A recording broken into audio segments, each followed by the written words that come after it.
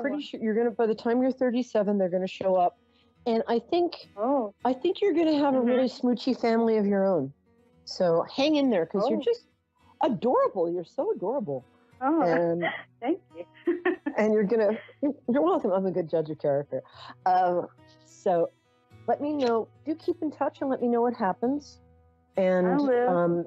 I think somebody is going to get in touch with you. It might be before you're 37, but 37 is when the whole package is going to be delivered. What is your name again, ma'am? So I could remember. No problem. It's Perry with a P as in Peter, E-R-I, Perry, like periwinkle. And my last name is Lyons, Lyons, like Perry Lyons. That's it. Yeah, that's me. Yeah. So come find me. I All right, love. appreciate your help, Perry. Well, love you. And take care and call back soon. And thank you, guys. Love you. And that color looks great on you. Bye-bye.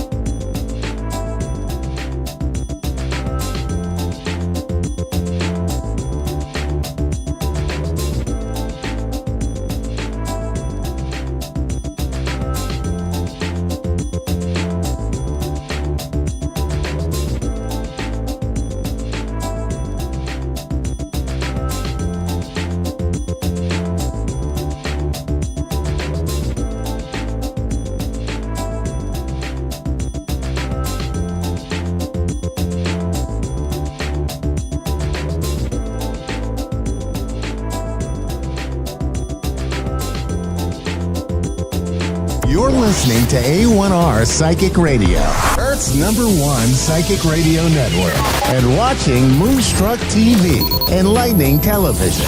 Welcome. Time for the Mini Medium with Stephanie Cowan. Live from tarotwithsteph.net. Connect direct. In North America, dial 888-454-2751. In London, 20-3519-2158. In Sydney, dial 02-8488-3147. Or online, contact us through our Facebook page, facebook.com/psychic radio. Or one of our websites, askoneradio.com or moonstruck.tv. This is the Mini Media on A1R, the Ask One Radio Network.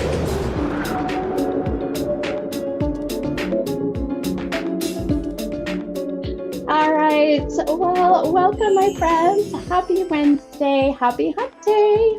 and I am your mini medium on the A1R Psychic Radio and the wonderful and beautiful Moonstruck TV.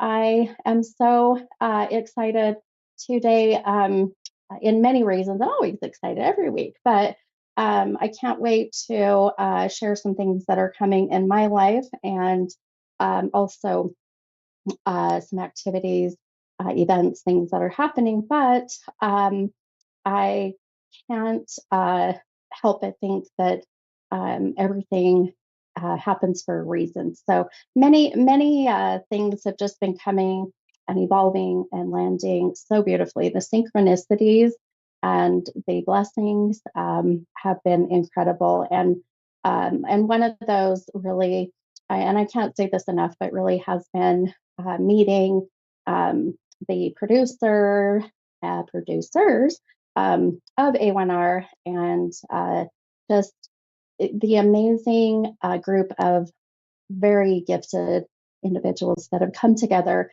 and how they have really just either reached out to bring them here, or if I should say, and not even if, and the beautiful universe bringing them and aligning us all together. So I want to thank everybody, especially the producers, and all of the help that they do behind the scenes. So anyway, I find it just incredible, all the work that is put into making sure that I look good, that I sound good, but not only that, but the the passion and excitement that I see coming from them both, and the two that I've met. But anyway, so thank you, and also I just, yeah, some incredible messages have been coming through today. So we'll start out because sometimes I get on this kind of tangent and I forget what I'm doing. So let's go ahead and let's pull these affirmations. And I already did pull the affirmation beforehand. Actually, was a little bit organized today with that. And what was weird is the number that I've been seeing today is a very large number. So I was trying to figure out how I would incorporate that with my cards, because this particular deck only has 44. It's the affirmation deck. So my number is 47. So 47, the way I connect with numbers, someone either that has passed away, that is in the spiritual realm, has given me this number as validation of them being here, coming through tonight, either on my podcast or after, approximately about 7:45, depending on my night, but about 7:45 p.m. Mountain Time, I get on my Stephanie's tarot reading page and I do live free readings for a couple hours. So I know that, and I always trust the numbers I get will connect. So with that said, 47, what I did is I decided to pull the number 4 and the number 7. Now, that also can be in numerology. Of course, we add that, it becomes 11. And 11, as we know, is a very spiritual number. So even if someone connects with the 11, I feel that could also be the connection. So we'll see how that goes. But let me tell you what affirmations came out, which I find the fact that we pulled 2 today, and they just are beautiful, incredible, amazing messages. And I hope that they resonate with you all. The first one that came out says that everything happens according to divine timing for the best results. So here again, everything happens for a reason, right? The timing of, even for myself, with many things in my life, are always that divine timing. So everything happens according to divine timing for the best results. The other one, which you guys kind of get a 2-for-1 today, because the 4 and the 7. The other affirmation says, I have confidence in myself. I am ready for anything that life offers me. So I have to tell you how this kind of fits with me real quick. I do have an event that I'm doing this Saturday in Idaho. And I met this beautiful lady. She became a client, and then became a friend. And she offered her large property in right by the Teton Mountains in Tetonia, Idaho. And we were going to be having a beautiful outdoor event on Saturday, and a lot of people from the town, others coming from all over, really, which is such a huge honor and compliment. And so before events, I get very nervous. It happens no matter what. But what the weirdest thing is, just like on my podcast, even though I've been doing this 27 years, as far as practicing psychic medium, I still get nervous, and I get butterflies, and my hands sweat. But when I get into the zone, or when I get into my highest conscious mind, or my highest consciousness, I just I just do. It's beautiful. So things just come. They make sense later, if not already, or immediately. So I know that even as nervous as I am for Saturday, that my spirit guides, loved ones in the spiritual realm, will make sure that everything happens beautifully. So when I see these two cards, everything happens according to divine timing for the best results. Well, there you go. I was meant to connect and share my gift at the right time, the divine timing. And if you read my bio, then you'll kind of understand whereabouts that came in. Then the other card saying, I have confidence in myself and I'm ready for everything that life offers me. So, really, with what I do, 100%, I have to have confidence. I have to trust, even if it doesn't make sense at the moment with a client, or a sitter, as we call them too. I never doubt it. I have to have that confidence and trust. And I'll tell you, it's beautiful to see how the validations all come about, and how they just really help me to keep moving forward with sharing my gifts. So anyway, I feel like that's how they connect with me. And I needed to hear that, especially with the fact that this event is coming up for me. All right, my friends. Hey, enough of my chit chat. I'm excited to meet my first caller tonight, and it's Cambria from Erie, Pennsylvania. Hi, Cambria. Yes. Hello. How are you? I'm doing well. How are you? I'm doing well. I feel like that sometimes that's the best we can do some days. Right. I'm alive and kicking, my friend, but I'm happy to be here. Tell me, really, how can I help you tonight? Do you have a question for me? I'm just looking to contact my great grandma. Her birthday was on the 9th of this month, and I've been really upset and sad, and I miss her a lot. Oh, shoot. Okay. All right. Well, first, I'm so very sorry for the loss of, and did you say a great grandmother or grandmother? Y- y- She's a great grandmother. I know she usually shows as like a mother figure. Yes. I love you just said that.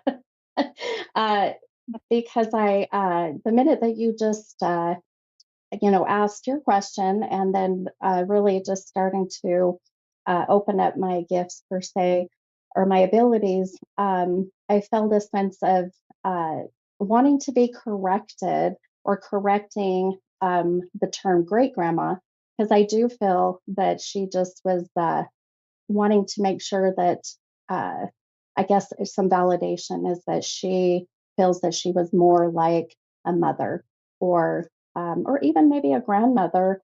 But boy, the minute you said great grandmother, she was like, nope. Wait a minute. Let me tell you how it is. Which I love that. I love her energy already. And if this is her that I'm starting to feel now. Let me just, I always ask every week, and as I get these numbers that, and I'm sure you heard me before we came on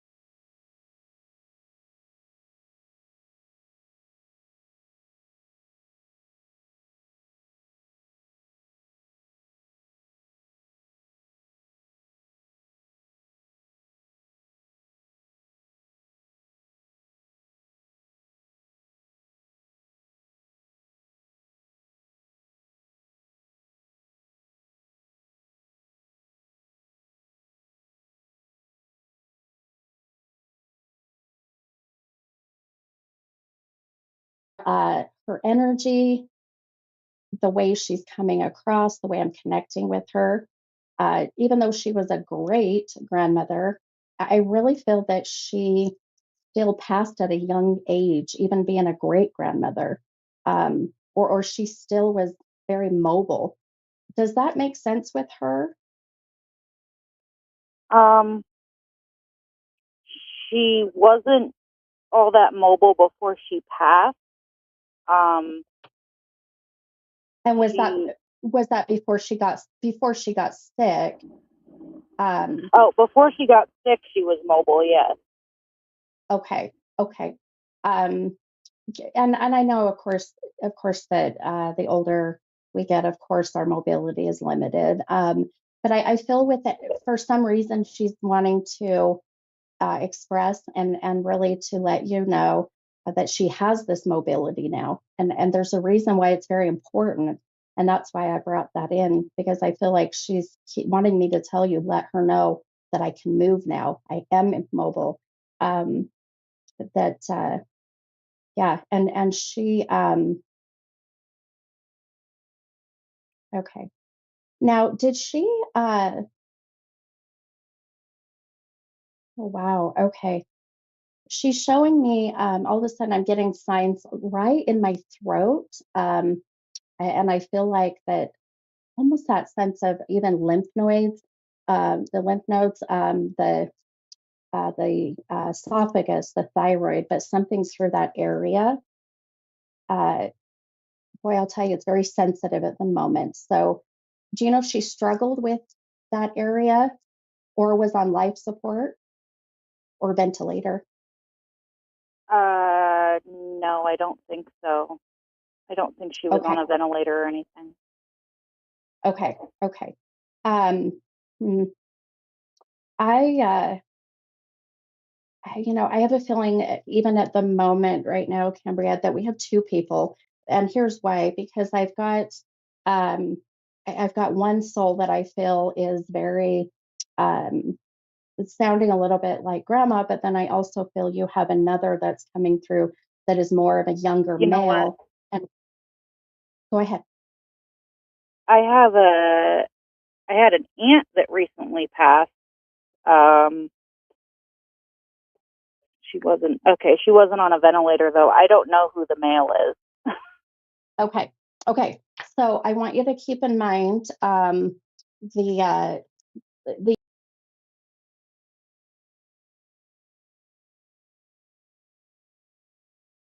young. I guess I should be more specific. I'm talking younger than 60. I don't know, because I feel like, I mean, I'm almost 50. So I don't want to say older, but I do feel there is a sense, and I know you're going to connect with who he is, because I'll tell you, I feel like that there was intention of coming through at this moment, especially for today. So I want you to keep in mind, if anything, his message I feel to you, and this can very well be you are the conduit, you are the messenger, but I also keep hearing like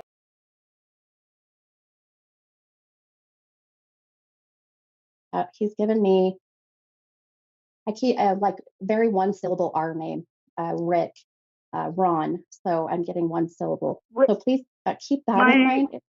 Go ahead. I'm sorry. My uncle Rich passed away recently. I don't have. I don't know exactly how old he was, but I know he Okay. passed away recently. So it could be him. It's Uncle Rich. More than likely, Without it's beginning with an R. And that's, yep, you just hit it on the head, my friend, because I just got my chills. So and I do feel yeah, Rick, I kept hearing the one syllable R name. And I really feel, if anything, his being here with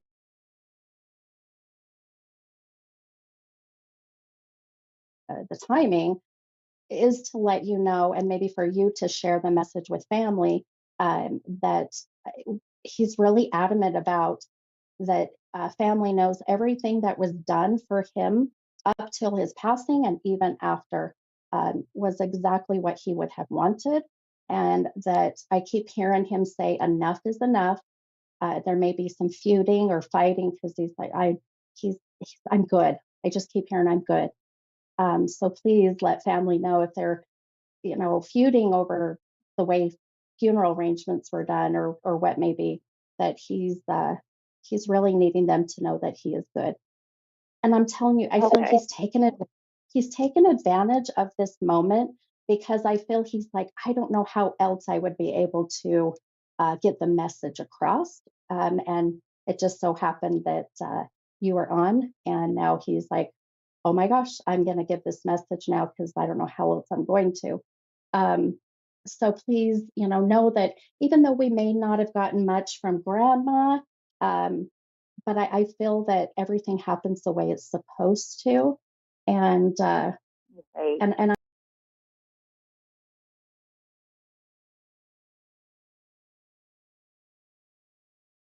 answer either the 4 and 7 or the 11. I have a feeling it's going to connect with him as well, so keep that in mind. Okay. Um, Now I've got another caller waiting, but I hope this helped. I know things kind of go a little bit wonky, but I have to trust there's a reason. So I really feel you're.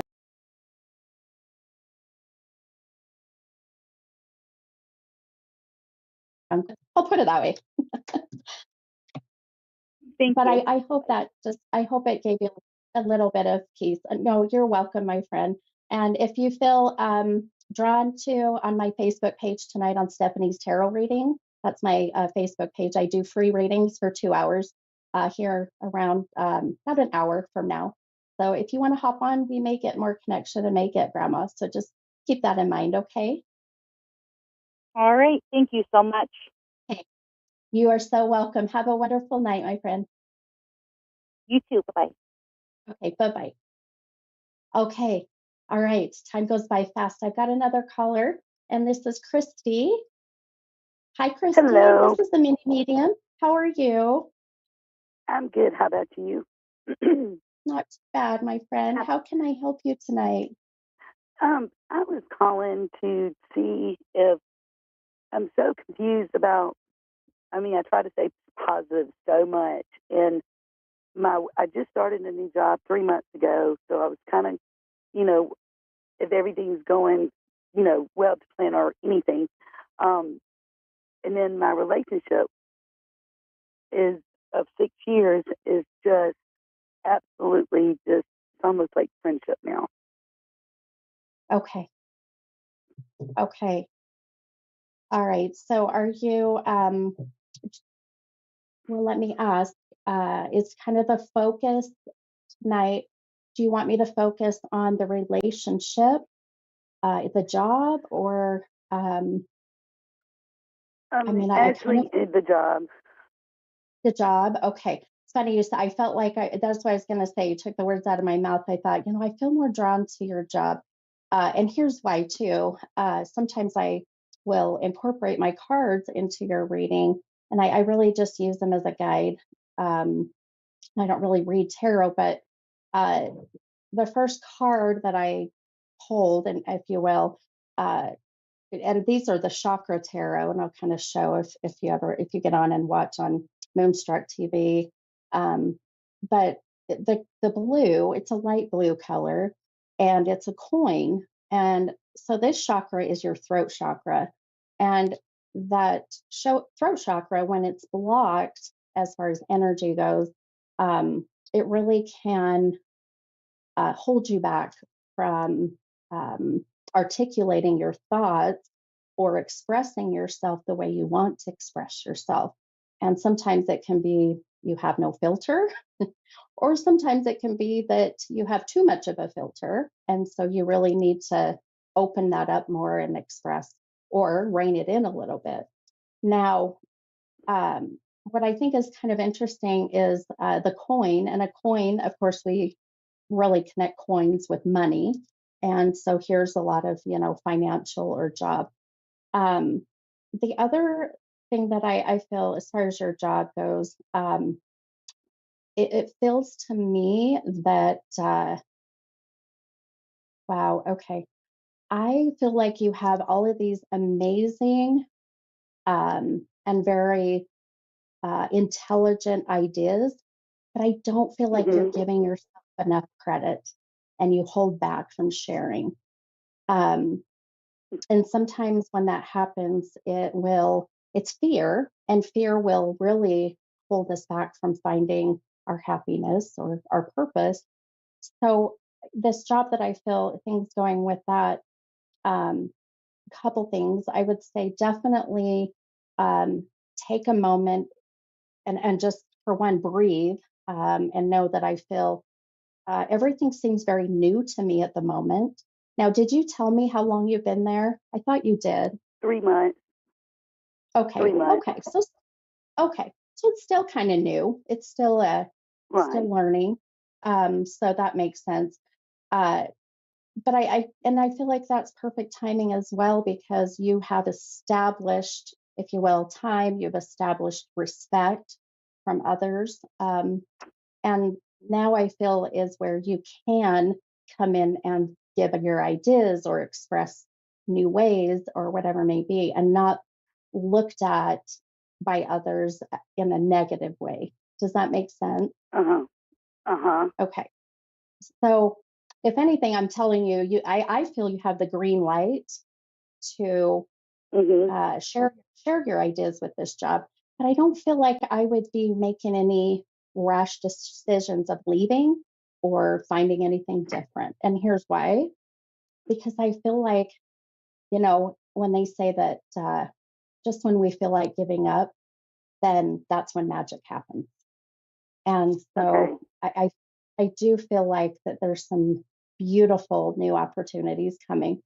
Um, Okay. and it doesn't necessarily mean either that those new opportunities mean that you stay where you're at. It can be that you come in contact with someone who offers a new opportunity. So, Right. keep that in mind. Um, and I really feel like the job is just given another couple months, because I do feel like here in the next couple of months, you see things start to get better. Um, Okay. and I'll tell you just really quick, 'cause I know I've got probably about a minute left of my show, but as far as the relationship goes, I do want to tell you one thing that I was seeing. Um, you have a beautiful way of connecting with people through maybe an empathic way, being an empath. And I feel like you intuitively, energetically know that something's not quite right with this person. And, Right. but unfortunately, that beautiful heart ends up overshadowing, and then we don't listen. So, um, I say, move on, my friend. I know that sounds That's what I harsh and think I'm hard, about to but do. yeah, good, Right. good. Because everything you said about my job, I've even thought about it. Good. Because Well, see, I do work hard. yeah. And now I'm just validating your feelings, and sometimes that's all you need, right? So Right. keep on trusting those beautiful intuitions, my friend. And I know I've got to wrap up my show, but I wish you so much luck and happiness, and you'll find your person. I have no doubt. Okay. Thank you so much. I appreciate it. You are Bye-bye. welcome. Have a beautiful night. Bye-bye. All right, guys. Okay. All right. Have a beautiful night. I'll see you next week. Bye, guys.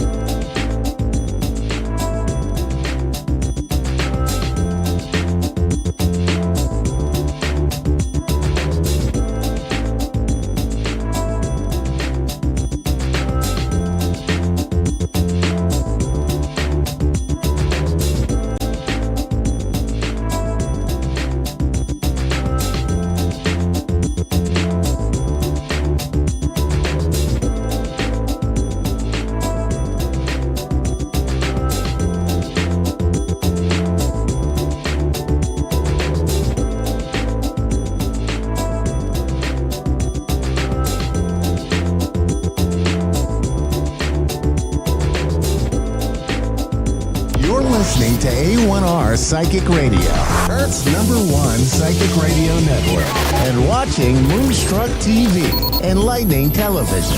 Welcome. Time for Psychic Paths with Suzanne Marie.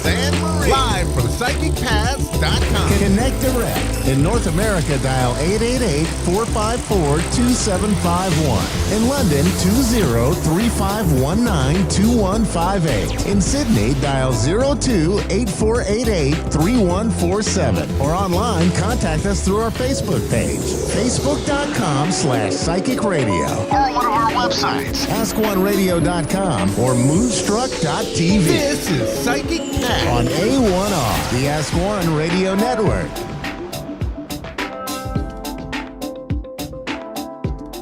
Hello, everyone.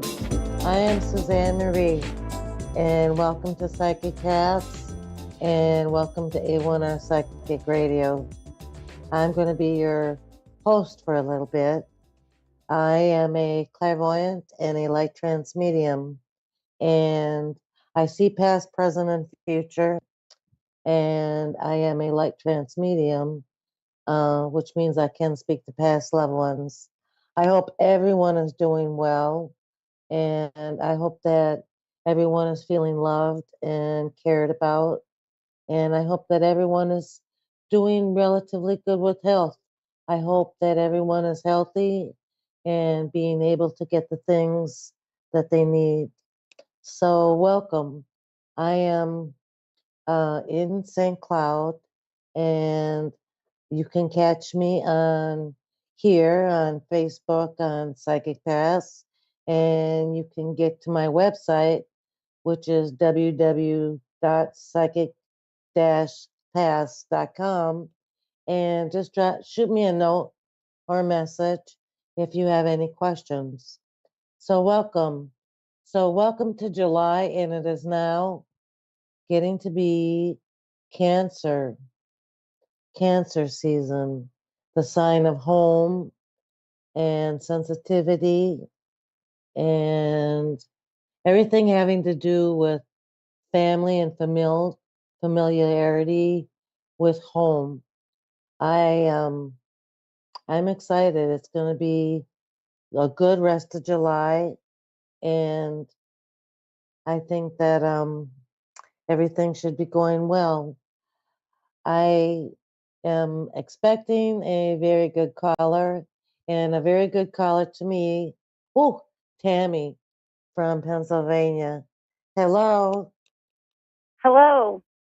How are you tonight? I'm good. Good. I love Pennsylvania, and I love the name Tammy. Too positive. I've driven through Pennsylvania, and it's very, very wooded. It's got a lot of trees, which I love. And depending on where you're at. really, Yeah. really, is I there live out some in that? I live out in grape country. All the grapes and wines are made out where I'm at in Pennsylvania.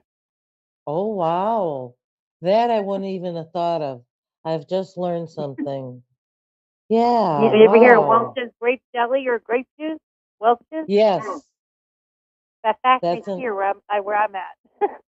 All the grapes are Oh my local. They make goodness. the grapes and jelly here.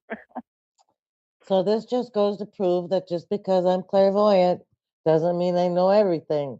I learn every day. So You what learn can something I? every day, that's for sure. Yes, never too old to learn. So what can I answer for you tonight? Well, I kind of got two questions. One is, Okay. I wondered if my dad knew what I did with his dog tags and if he approved of that. And then I'm wondering about my relationship I'm in.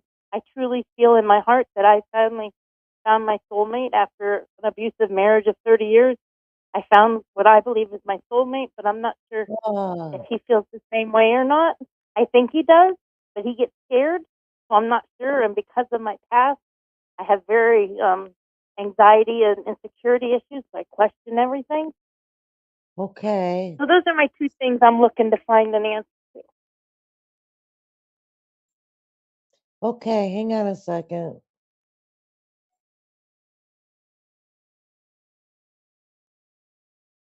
Okay, so I think I've connected to your father. I think he's come through. Um, let's give it a second.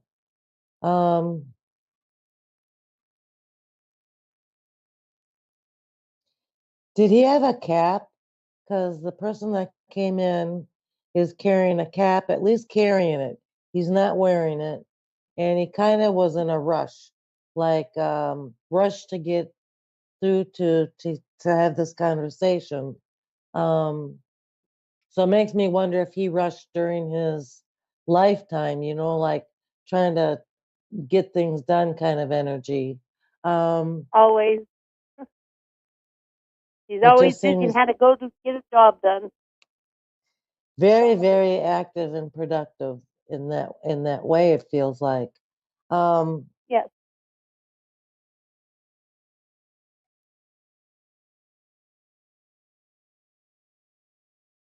he's saying that he's been around you for a long time, and it has made him sad with whatever emotions you're going through and what life handed you. Um, he's very close to you, and he feels for that. He wishes that he wishes that he was here with you at those times that you need a shoulder to lean on. Um, trying to get a good read on him. It feels like he wasn't a softie when it came to empathizing, um, but it feels like he had a way of letting you know he cared without being mushy or uh, he just reminds me of somebody that's just like straight out and down to earth and all the cards on the table kind of a person, not too emotional if you get what I'm saying. Right. Um, But I knew.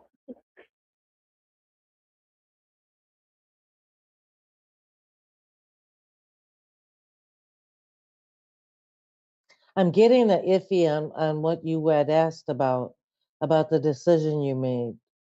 Um, he's kind of saying he loves you no matter what. Um, but the decision has made him sad. If you can understand that, it's sad. Um, but it doesn't change how he thinks or feels about you, and he's still around you. Um,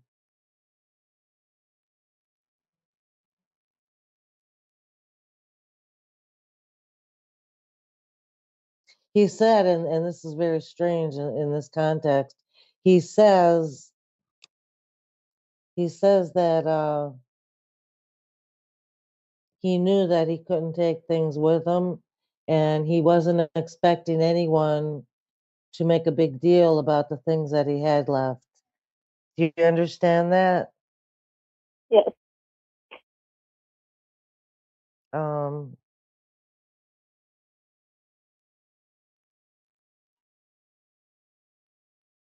so right now he's asking you to say his first name. Would you do that for him? Howard. Then he says, I am remembered. And he's saying that that's what counts. When you talk about him, you remember him. But as far as the other things, no. Um, I think that was a part of his life and it was sad. But I don't think that he's too distraught about what happened, okay? Okay. Do you have another question for him while he's here? Because he says you may have another question for him. I want to know if he forgives me. He forgives you. Oh my goodness, yes. Yes, absolutely. He 100% forgives you and loves you and will always love you. that's where he stands, and he's really firm on this. He's doing one of those um, very stern fatherly faces at me, like he wants you to know nothing is going to shake that. Nothing is going to shake his love and adoration, and yeah, he's all yours.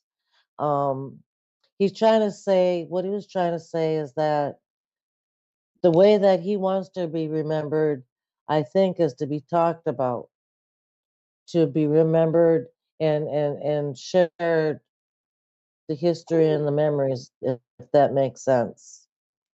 Yes. Well, that I do all the time for him. Okay.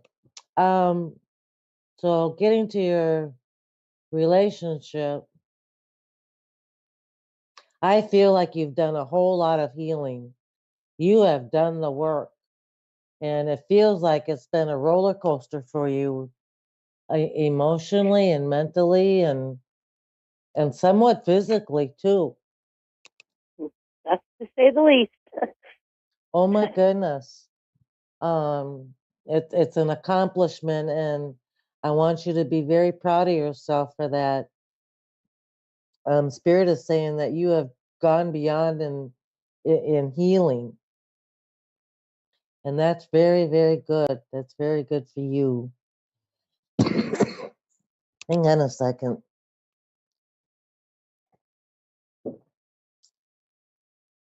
So with this new gentleman, what Spirit is telling me is that he is your soulmate here, and that he came into you in this time so you could do the healing. Um, and so you were clear. You are clear. Um, you can be fragile with your new beau, can't you? Because they're telling me you can. He loves you for who you are and adores you just as much as your dad does. So I get that He's the you only one I understand. met took my dad's grave and introduced him to my dad at his grave. He's the only one I've ever done that to. And your dad was there. Oh my goodness. I just get scared, that he don't reciprocate that. That I did wrong. I'm always afraid I do wrong. Your father loves you and he accepts you for everything you've done. He's forgiven you for not being perfect. He understands that you're human and he loves you. And I feel like this going forward, I think trust is going to be an issue, but it's going to be an issue because it's new. So I would suggest you do the fear to excitement. Anytime you feel afraid, be excited. Okay? Get excited. Let the fear go. Be excited, because this is the new relationship. This is the good relationship. This is what you've been waiting for. So anytime that you feel fear, get to excitement. Switch it to excitement, because it's wonderful. Okay? Okay.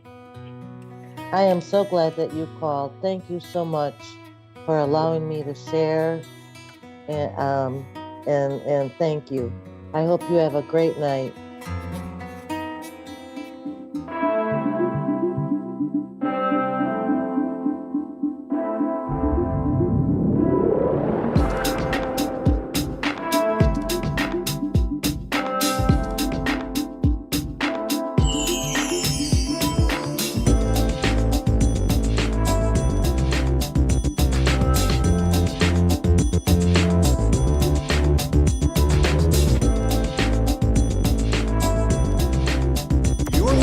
To A1R Psychic Radio, Earth's #1 psychic radio network, and watching Moonstruck TV, enlightening television. Welcome. Time for the Wendy McCallum Show with Wendy McCallum. Wendy McCallum. Live from divineintuition.co.uk. Connect direct. In North America, dial 888-454-2751. In London, 20-3519-2158. In Sydney, dial 02-8488-3147. Or online, contact us through our Facebook page, facebook.com/psychic radio. Or one of our websites, AskOneRadio.com or Moonstruck.tv. This is the Wendy McCallum Show On A1R, the Ask One Radio Network. Hello, good evening and welcome. How are you? My name is Wendy McCallum. I'm a psychic medium from Camberley, Surrey in the UK. And this is A1R Psychic Radio and Moonstruck TV. So thank you so much for coming along this evening or joining us this evening. I'm so grateful to have your presence. So what is all this about, you see? So tonight I thought I would talk to you about guides and guardian angels. But first, before we get on to that, how has your week been? How are you? How's things? I don't know about you, but I've found that this week it's just absolutely flown past, you know. And the last week, it's just like blink of an eye, and here we are. Energy is really, really fast-paced this year. Before we get started, my lovely dad always gives me a little thing about where I come from in Scotland. And this week, he was talking about the Dean Castle. Dean Castle used to be called Kilmarnock Castle, and it's a castle in Kilmarnock that was in the 14th century. I believe it belonged to the Boyd family for over 400 years, and sadly it got reduced to ruins in 1735. But it was beautifully restored in the early 1900s by the 8th Lord Howard de Walden, and it's one of Ayrshire's top tourist attractions. So a lovely family day out for you at the Dean Castle. There you go. Fun fact for this week, where I'm from. So guides, guardians, guardian angels, it's all a bit confusing, isn't it? You know, I often get asked, what's the difference? What do they do? Well, guides come and go. That sounds awful. Guides come and go depending on where you are within your development. So a guide will come along to teach you maybe about something, you see. So, for example, I have got guides that I work with for healing. I've got guides that I work with for my mediumship. I have got guides that I work with different guides for my mediumship, in fact. So I've got Thunder Strikes, who tends to, I always feel him here over my right shoulder. And he tends to be here to hold the energy, so to speak, and to make sure that everything's done in a safe manner. John Brown is one of my guides, and he is here to assist and help me with my mediumship. Now, there is lots of different ways of working, okay? So you've got mental mediumship, which is a mediumship that comes through the mind. You've got trance mediumship in the altered states. Now, let me explain that to you, because it's really exciting when you see it be done or done in a lovely way. So trance is about when the medium moves their mind out the way to allow spirit to step in. And they can be in a light state of trance, where that allows them to do some inspired speaking, automatic writing. So inspired speaking is when the spirit world come close and these guides speak through you. It's lovely because you can get some fantastic information, and the same with automatic writing. So automatic writing, again, is when you allow these lovely beings to come close into your energy field and inspire you to write. So you'll find that you write and write and write, and you don't know actually what you've written until you read it back. So there's a light state of trance mediumship.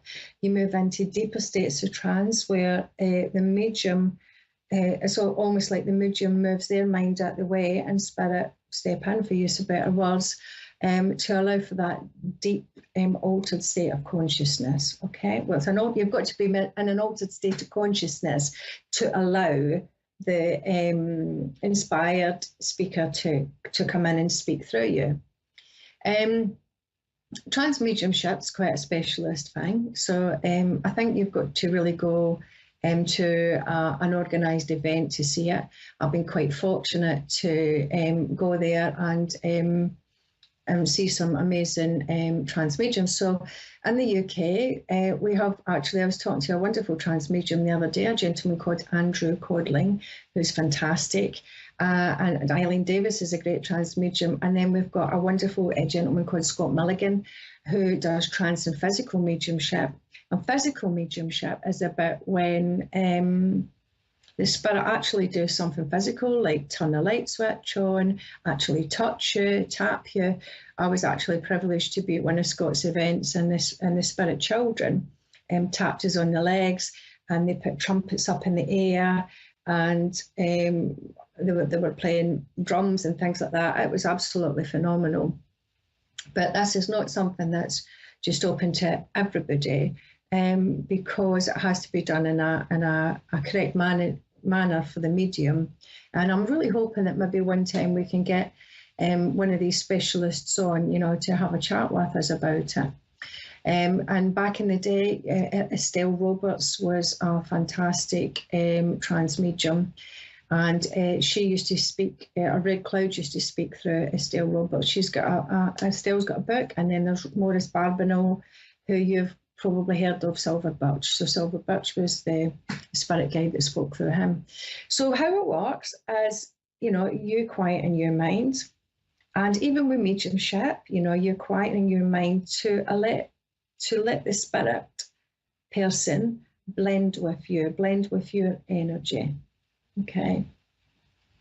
And they kind of do that through the aura, the auric field, yeah. And then when the spirit person blends with you, you then communicate through the psychic senses. So that would be what we spoke about the other week. So when you see or hear or feel or smell, it's not external, it's internal.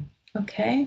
And I just thought tonight, it's not important really to know who your guides are by name, because a lot of people don't necessarily know the name of their guides, but they're aware.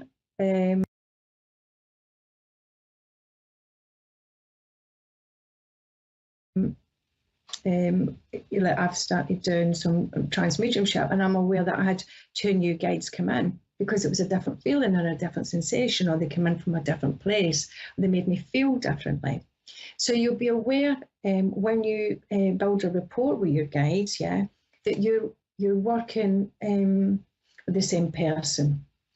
And then they will give you hopefully information that you can then research to find to be true. Okay. Now, I thought I would do a quick meditation with you this evening to help you connect with your guides. I hope that interests you. And I've got a couple of my tuning forks here, but I'm just going to start the meditation with them and finish the meditation with them so that you know that it's finished. This one's 852 hertz, which is about harmony, creating harmony between the universe and yourself, and 963 is about the visions in your mind and creating that unity. So connecting with that lovely spirit world.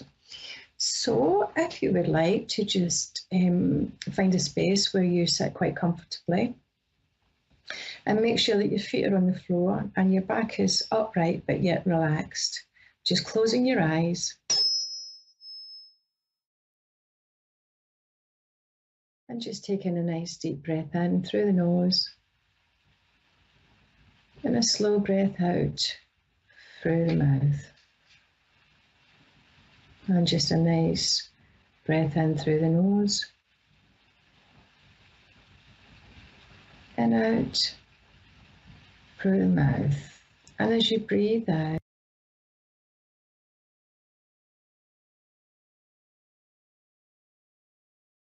that you're in a field. And it feels really lovely and really beautiful. And you notice the green grass and the flowers. And there's a path. There's a path just in front of you. And you begin to take some steps along that beautiful path. And as you walk along the path, you're aware of a gate. And you open the gate and walk through the gate. And as you walk through the path, you're aware of a little rock pool.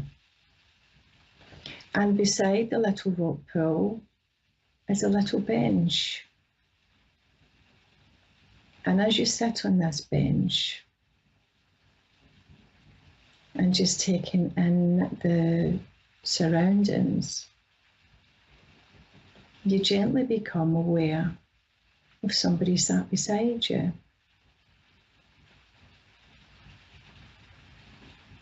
And just feel your energy field and notice the difference in your energy field as your guide is sat beside you.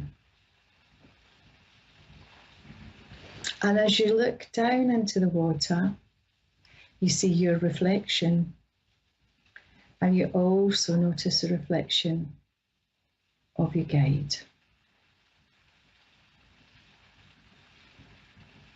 And you may ask your guide a question in your mind. You may ask what they're here to teach you, and wait for the response to come back.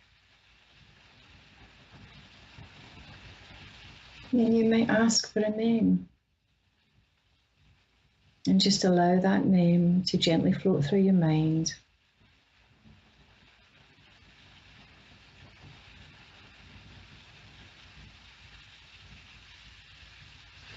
And just feel the beautiful energy as your guide sits with you at this time. And you may put your feet in the pool.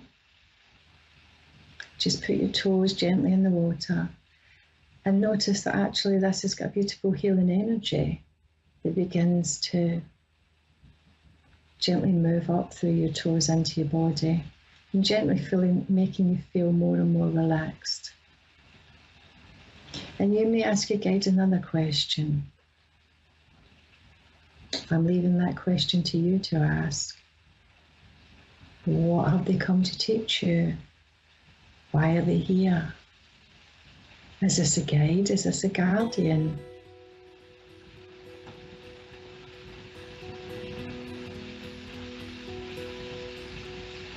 And just before you get ready to leave, they place something in your hand.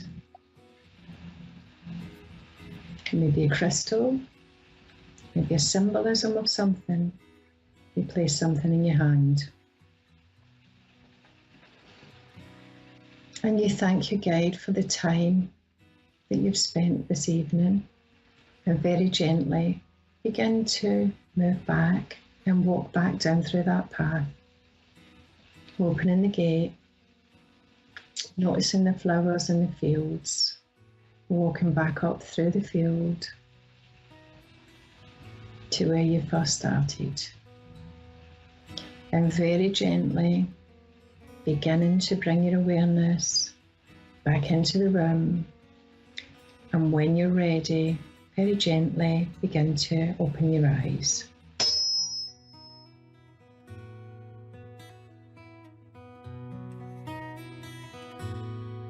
Now, I appreciate that these meditations are very quick because we've only got a short period of time on here this evening, but I hope you enjoyed that.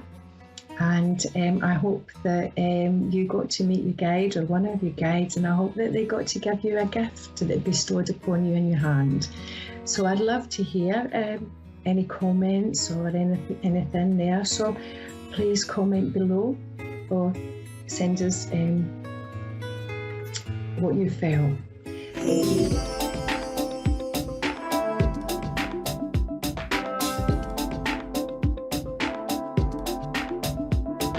You're listening to A1R Psychic Radio, Earth's #1 psychic radio network, and watching Moonstruck TV, enlightening television. Welcome. Time for New York City Celebrity Psychic with Perry Lyons. Live from PerryLyonsBrilliance.wixsite.com/Perry Lyons. Connect direct. In North America, dial 888-454-2751. In London, 20-3519-2158. In Sydney, dial 02-8488-3147. Or online, contact us through our Facebook page. Facebook.com/Psychic Radio. Or one of our websites, AskOneRadio.com or Moonstruck.tv. This is New York City Celebrity Psychic on A1R, the Ask One Radio Network. Irish dumplings. Stop, sit, listen. I'm Carrie Lyons. This is New York City Celebrity Psychic on A1R Radio and Moonstruck TV. Woohoo! And you're you. So I'm so glad you're here today. I'm so glad I'm here. I'm so glad anybody's here, but especially you. Listen, I have the most amazing story to tell you. Oh, my heavens. Oh, my heavens. So a lot of you who've been watching for a while, which I'm so grateful for. You're so wonderful. And that color looks so good on you. No, but I'm sincere. I'm also schwitzing. I don't know if you guys know that word. So here's what happened. A lot of you know that I took care of my mother for the last 5 years until she was in her 90s. And in March, she went to a different and better place. Schenectady. No, heaven. And since then, she and I were incredibly close, and we made a vow that we'd always be with each other no matter what.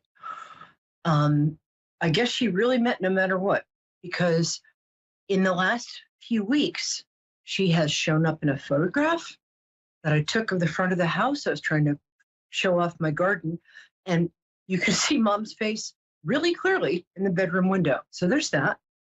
The second thing is, I was lying in bed and I said, I really miss you, Mom. Can you give me a sign you're here? And she tapped me really hard on the back of the head 5 times. She used to tap me occasionally to get my attention. It was weird. But here's what really got me. Mom was a master gardener, and we used to communicate a lot. We through gardens. I mean, you know what I mean. I would talk about flowers and she'd tell me how to plant them or how to enhance the soil, because she was amazing that way. And I was in my happy place, which is in fact Home Depot, which would make me sad if I actually stopped and thought about it. I just realized my headphones aren't plugged in. Okay. So I was in Home Depot, and I was begonias and crying. And the begonia's like, hey, quit that. And I said to the begonia, stop it. I miss my mom. And the begonia's like, I'm sorry. Do you want some miracle grow? It is a sovereign remedy for all ills. And then people started looking at me funny. So I was like, Mom, give me a sign that you're with me. Here's the thing. My favorite thing on YouTube, aside from Moonstruck TV, is this true crime channel called That Chapter. It has almost 315 things up. Hi, Crystal in Bradenburg, Kentucky. I'll be with you in 2 minutes. Okay. Thank you, love. I'm just finishing the story. So that's what I've been watching since Mom passed. I've had That Chapter on because I've been doing up the house. It's fun to have stuff on in the background when you do that. Anyways, kind of the only thing I've been listening to or watching. And so I put on my headphones, and That Chapter is done from Dublin. The storyteller, the guy who does it, is called Mike, and he's very Irish, but it's done from Dublin. So there was a brand new, just as I was saying that to Mom, a new episode dropped. And I'm like, okay, well, I'm going to distract myself so security doesn't come pick me up for talking to begonias and having them answer. So I put on the headphones and I turn on That Chapter. And he says, today we're going to Valley Cottage, New York. And I'm like, wait a minute, that's my hometown. What? And it's not a big hometown. I don't think you can be a big hometown if you're called Valley Cottage. And the guy goes on to talk about these people. I won't say their name because it was sad what happened to them, but they were my next door neighbors. The kids of the lady who got sadly bumped off, I used to play hopscotch with them on our driveway with chalk when I was like 5. Also when I was 35, but that's enough about my personal life. So he goes on and he says, you know, these people lived in this house. And there's a picture of a house. I'm like, wait a minute, hold on. And I pause it. Now, the people in Valley Cottage who are neighbors, whose mother was sadly bumped off, lived in a split-level ranch house. Mom and I and my brothers and dad and all that grew up in an 1840 sort of rambling old deaconry, kind of like a farmhouse, except with priests or deacons, different. And I'm like, wait a minute, I keep going back, and it's our house where we lived for, they sold it when they had it for 40 years, but Mom and I used to look at pictures of the house all the time and just reminisce, and it was her happy place. And she said, after I go, I'm going to go to the house in Valley Cottage and be with my family again. And there was a picture of our house right after I had asked, like, Mom, can you show me a sign that you're here? And the thing was from Dublin. And the last thing is, the only people they interviewed were in the Rockland County, offices. Long story short, they interviewed people in what used to be my dad's office. I was like, okay, Mom, I get it. Thank you. That's a really specific signal. That's a really specific communication to get right after I asked her for a sign, to get a picture of our house on a YouTube show that originates in Ireland, and then a picture of my dad's office. So I just thought that was funny, and I wanted to share it with you. And thank you for listening.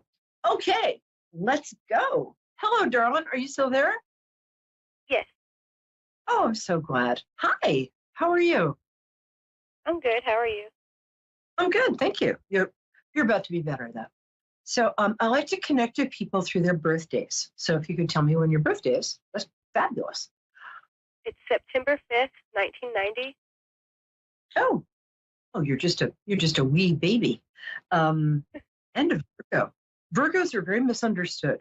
People think Virgos are about being really obsessively neat and picky. Virgos are actually all about purity and idealism. They're always very idealistic, and they try to be idealistic, in their lives. I love Virgos. I'm a Pisces, where you're opposite, but I love you. Okay. And it feels like you have a question. It feels like you have two questions. Why don't you tell me what your question is? Well, I don't really particularly have a question. I just want kind of like a general reading. Okay. Let's go in. And tell me your first what's name. Next in my life. Well, the first thing I thought your question was going to be about career first, because it feels like you're kind of chomping at the bit where you are right now. I feel like you're not getting enough recognition. Is that true? Okay. Yes. Yeah. And I feel like you're doing two people's jobs for the price of one. And because, you're a team player and you've got a great work ethic, you do that. But part of you is like, wait a minute, hold on. Are you thinking about switching jobs, or are you thinking about approaching whoever you'd approach for promotion? I am in the middle of switching jobs. Right now, I'm working for myself, and I need more income. I'm so glad, because I was going to suggest working for yourself, or at the very least, keeping the day job and having a side hustle. You're working for. It feels like you're good at that. You just have to find more time to be able to do it. That makes sense? Because I feel like it's hard for you to get the time because everybody else wants your attention. So I feel like, here's the thing. What you're doing now, you started your own business. Is it a service business that involves creativity or fun? Good. Do you want to tell me what it is? Because I want to get to the other stuff. Is that all right? Yes. I do readings, and I also do DoorDash. Oh, great. You do readings like this. Mm-hmm. Fabulous. Well, I want you to be even better than me. So what I would do is think about starting a YouTube channel. Think about getting really specific. My friend Bill Bradley is a medical intuitive, and that's his thing. That's what he's great at. I started out as the intuitive to the art world. I was also medical intuitive, but I steered away from that for kind of, it was too much responsibility. Although I was very good. It feels to me like you have a lot of mediumistic ability. It also feels to me like you're a little wobbly and you need something to kind of make you feel confident. So there are two things I'm going to suggest. One is either read the tarot or do something like numerology. Find a discipline that works for you. Because part of what? Okay, good. And figure out what your specialty is. I mean, I do a lot of celebrities, so I'm like celebrity psychic, but I'm also medium. I think mediumship is something you're quite good at, but before you do that, what I would suggest, always, always, always get in touch with Archangel Michael. He's very protective. Even if you're not Christian, he's in Judaism. He's in almost every religion as this protective energy that's been around as long as there's been a world. We just give him different names. Very important if you're going to do mediumship work. In fact, important before you do any readings. Before coming on, I always do a little Archangel Michael prayer. And the last thing I'm going to say is believe in yourself, because you are good. You're good. You know what you're doing. And I think I can't get I think you're married and have 2 kids, but I'm feeling a little wobbly about that. I might be wrong. Huh. Sometimes psychics to read psychics. That's not an excuse. It's just what I've noticed. What were you going to say? Actually, I have 4 kids, and I'm in a new relationship. Good. Okay. That was confusing to me because I got you in a relationship. But okay. Sorry about the multiple of 2 with your kids. Yeah. Are any of them stepkids? No. Feels like that's going to come into your life, though. Never mind. I know the answer. Hi, Nancy in Venice, Florida. We'll be with you in a couple minutes. Just hang out, grab some ginger ale, join us. So it would be good if you made it very easy for people to reach you, is the other thing. So have a website, says the woman who hasn't looked at her own website since 1970. Not that I was alive then. But so, yeah, I think you're good at this stuff, though. I think your partner is both intrigued and a little like, whoa, what is this about your readings? But I think it is something your partner loves about you. I think it's hard for you to do like Zoom readings without the kids running in, but that's kids. What are you going to do? So I get very, very good stuff about that. And also, I like this new relationship. This person feels like they're very present. Is that correct? And they're very solid. Yes. And I feel like you haven't felt loved and seen. And I'll be with you in a moment, Crystal, in Venice. I think you feel really seen by this person in a way you almost never have before. Yes, I'm sorry, true. Nancy. Here's Crystal. That was Nancy. Sorry, Nancy. Sorry, Crystal. I'm a little ADD. Forgive me. Is that correct? Yes, that's true. Yeah, I like this person. Do you mind if I ask him or her or other? I'm sorry, what did you say? I was just asking, so I used the right pronoun. I was just asking, should I say him, her, or binary, or okay, non-binary? Okay. Yeah, I like him. And he's also, he's about to make a lot more money than he's used to making. I don't know if does he do something with his hand? Does he do construction or welding or something? I can't quite get that. What does he do? It's factory work. Okay, yeah. I think he'd be great at like welding and construction if he wants to branch out. I don't know why I keep getting welding. It's nothing. I've never said that to anybody before. You know, Princess Beatrice of Holland, I think you should leave the princess thing behind and be a welder. That's what I think. But I think getting a skill like that would double his salary. I think he's bored at the factory. Really interesting guy. I like him a lot. And I like you a lot. I like your kids too. I I don't like that guy in the corner over there, but that's okay. Oh, your kids are fabulous too. This is a good year for you coming up. Just study how to make this pay for you. But actually, what I found out, and here's the other secret I was going to tell you, and then I'm going to go to Nancy. Nancy, are you there? But it's been really a pleasure talking to you. I love your energy. Here's what I would say. Making money is nice, but I would figure out how what you do serves the world, serves the culture, serves people. Because once you figure out what your area of kind of divine service is, right? That's when the money will flow naturally. You understand what I mean? Yes. Cool. And I think you already know how you help people, right? Yes. Cool. Just think about that. Pray or meditate or take deep breaths, whatever you do. But make that the primary thing. How can I help? How can I encourage?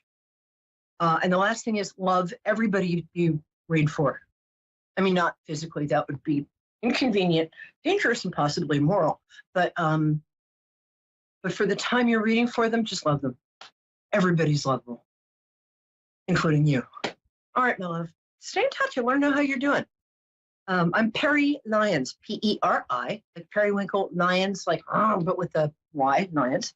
I'm at Facebook. Just get in touch. Okay, I want to see what happens. Okay. I think you're going to, and your relationship, you're going to marry the guy. Have a great day or night, whatever. Thank you. Sure. Bye-bye. Thank you. Hi, Nancy. Are you still there? Nancy. I sure am. You know that song, Nancy with the Laughing Face? I love that song. That's what my uncle used to say. Yeah, it's a beautiful song. When she laughs, you hear cathedral bells ringing. That's kind of a lot. Usually I do try to laugh. Yes, that's why I brought it up, because you have a very cheerful and upbeat spirit. It's a pleasure to connect to you. Hi. So what day is your birthday? My birthday is August 8th, 1958. Oh, well, you're just a baby too. Oh, you're a Leo dog. I love Leo. My friend Susan Postel is a Leo dog. You guys are great. By dog, I mean your Chinese astrological year. And dogs always tell the truth, whether they mean to or not. And Leos kind of do that too. So it's no accident. I know I do. Yeah, I know you do. That's why I'm saying it. And I think it's gotten you into hot water, but I think people also find it very refreshing and charming. So how can I help you today? Yes, I would like to know. My husband passed last year, and he was a true love in my life. And I'm just wondering if there will be another true love in my life. Have you asked your husband to send you somebody that he approves of for you? Because he's right there. I have. I try to talk to him all the time. Well, he is there. I would just ask him to communicate maybe in your dreams, but you can ask him anyway. I find that if I ask my loved ones who passed, they always, I mean, if you heard the first part of this show, they really come through. But here's what I'm getting for you. Hold on. Oh, okay. I like him. It's funny because I saw this person when you first started talking. There's a great song called "Just My Bill," and it goes, "Though he's the man, although he's not the man someone would think of as handsome." Oh no, that's someone to watch over me. To my heart he carries the key. Won't you tell him, please put on some speed. Follow my lead. Oh, how I need someone to watch over me. That's what you're going to get. You're going to get somebody who maybe my not. gosh. Yeah, that's what you want. That's what you're going to get. That's who's coming towards you. I think he's recently widowed as well. I mean, I think. Yes, I am. Yeah, no, I think he is too. I think you might meet him in a support group. You might meet him. Oh, okay. Yeah, support. I mean, grief support groups. I go to one. It helps. And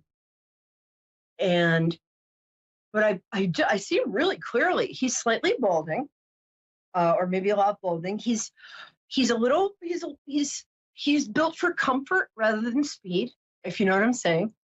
And yes, he I is. do. This is how you know it's him. He has the most beautiful eyes. They're not only filled with kindness and some sadness, they're just beautiful. I mean, they're either they might actually be kind of amber colored, and he's got eyes that are put in with a smutty finger, which means dark lashes, and he's lovely. He might be a plumber like that. I think he's got a job. I know. You know, I was just wondering if I would have another true love in life, because my husband I met really young. We were separated for 25 years and got back together and spent the last 11 years together. Oh, that makes me so happy. I love that. True love. And he always said he doesn't want me to be alone and to stop loving. And so I was just wondering. Oh, no, absolutely. I see this guy by the end of the year, which is not that far off. Put yourself out there a little, of course, be careful. You know, I'm not a big fan of going to bars, because then people, and I like going to bars, but the people you meet in bars are people who hang out in bars, as my mother always said. Right. So go to a place where a support group or a church or temple or mosque or whatever it is, gathering. I would get more out into community if I were you. Okay. I'd also start following whatever your local sports team is. I don't know why I'm saying that. You'll know when it happens, because I think he's really into sports. And it would be nice to. Right. Hey. I haven't been out of the house. My husband was sick, so I haven't been really out and about in years. I took care of my husband. I was his caretaker until he passed. Oh, I understand. I was my mom's caretaker and my ex-fiance's caretaker when he had cancer. I so get it. But here's the thing. Do baby steps getting out in the world. We're going to have to wind up in a sec because it's almost the end, but let me say one more minute's worth of stuff, because you're a lovely person and I really want you to be happy. You're really going to be. Are you a really good baker? Or yes, I can be. You can be, right. We've got 2 minutes and 60 seconds, which where I come from, Dave, my producer, is called 3 minutes. 60 seconds is a minute. We've got 60 seconds. Sorry about that. All right, I'm going to wind up really fast. Dave just clarified. Thank you, Dave. So, my darling, just take baby steps. Like, just go, like, I don't know, to church or temple, whatever it is you do. Do 1 or 2 new things a week. Okay, promise me? And, I will. Okay, we've got 10 seconds, so I'm going to say, mwah, and you'll be in my meditations, prayers. I'm sending you really good energy. Check back in with me. I'm Perry Lyons, and I'm here every week live, which is better than the alternative, at 9 p.m. So come back and let me know what happens, because I know this is going to happen. Probably by November. Thank you so much. My pleasure. So fun. So, all right, take care. Tune in again. And I love all of my cherished ducklings. Come back next week. I'm here for you.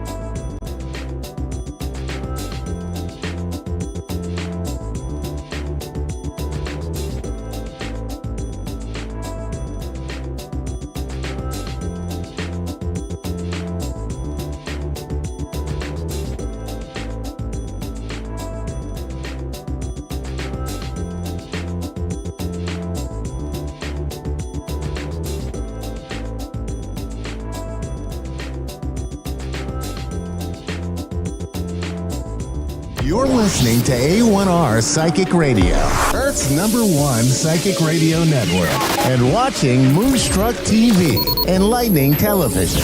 Welcome. Time for Soul to Soul with Medium Kelly Kristen. Live from MediumKellyKristen.com. Connect direct. In North America, dial 888-454-2751. In London, 20-3519-2158. In Sydney, dial 02-8488-3147. Or online, contact us through our Facebook page, facebook.com/psychic radio. Or one of our websites, ask1radio.com or moonstruck.tv. This is Soul to Soul on A1R, the Ask One Radio Network. Hi, everybody. Hi, welcome to Soul to Soul. I am your host, Medium Kelly Kristen. And as always, it's amazing to be here with you tonight. I hope everyone had a really good week. I did. Actually, one of the things that made my week was one of you reaching out to me. I think I mention it like every single show, but I really, really do enjoy that and appreciate that. You've heard me say it before. It feels kind of like I'm talking to myself up here, which is fine, right? But it's always great to get some validation. I had a beautiful, beautiful light soul with a big, bright, shiny light, a lady named Jenny. And what was so interesting is Jenny and I both have so much in common. She is a former prison guard. I taught at juvenile hall. She also did teaching, and I don't know if formal teaching as a school teacher, but that's one of her beautiful gifts, right? Is teaching and caring and loving these people. So that actually made my week. So if you're listening, Jenny, thank you. I really appreciate it. Also, I wanted to talk, while we're waiting for a caller, I wanted to talk a little bit about a circle that I'm running right now, because I think some of you might be interested. It is, a circle is generally the same group of people for a certain amount of time working on their spiritual development. I kind of switched it up a little bit, and I'm letting people, come to the classes that they can come to. So some people come to every class, some people come only on Mondays, some people only on Sundays, but it's generally the same group of beautiful souls. Things that we work on, meditations like journey meditations, connecting with your spirit guides. We've done scrying. Last week we did pendulum work. This week we are doing psychic detection, and we're working on a missing persons case. It's one that's been bugging me for like 10 years. I would love help on it. If that sounds interesting to you, I would love for you to join us. And you really don't have, it doesn't matter where you are on your spiritual journey. Everybody's welcome. You can sign up on Eventbrite. Find me under Medium Kelly Kristen. You can go to my webpage and find that information. You can reach out to me, whatever's comfortable. And the classes are $11. And the next one is this Sunday, the 16th, from 10 to 11:30 PST. So I would love to have some of you join me. So, actually, we have a caller. So let's see, we have Lynn. And Lynn, you're from Orlando, Florida? Yes, I am. How are you tonight? Doing good. Doing good. Yes. Thank you for asking. Great. Is it hot there? Very much so. Okay. I don't know where you're located, but yes, no, it was like about 109 today. Yes, same. I'm in California and it is so hot. So anyway, I just wanted to know how the weather was there. No, about the same, yes. Yeah. Miserable. So what kind of reading would you like tonight? Did you have something in mind? I guess I'm at a juncture of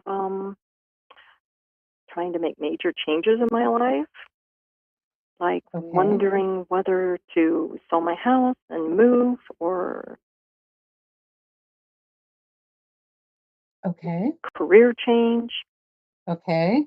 I felt that. Um, okay. Yeah, let's look into that.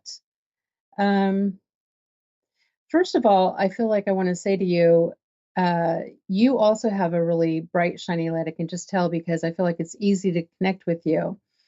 I do feel, I don't know why I want to go with the career first, but I feel like there's a great opportunity for you to kind of shift in some way.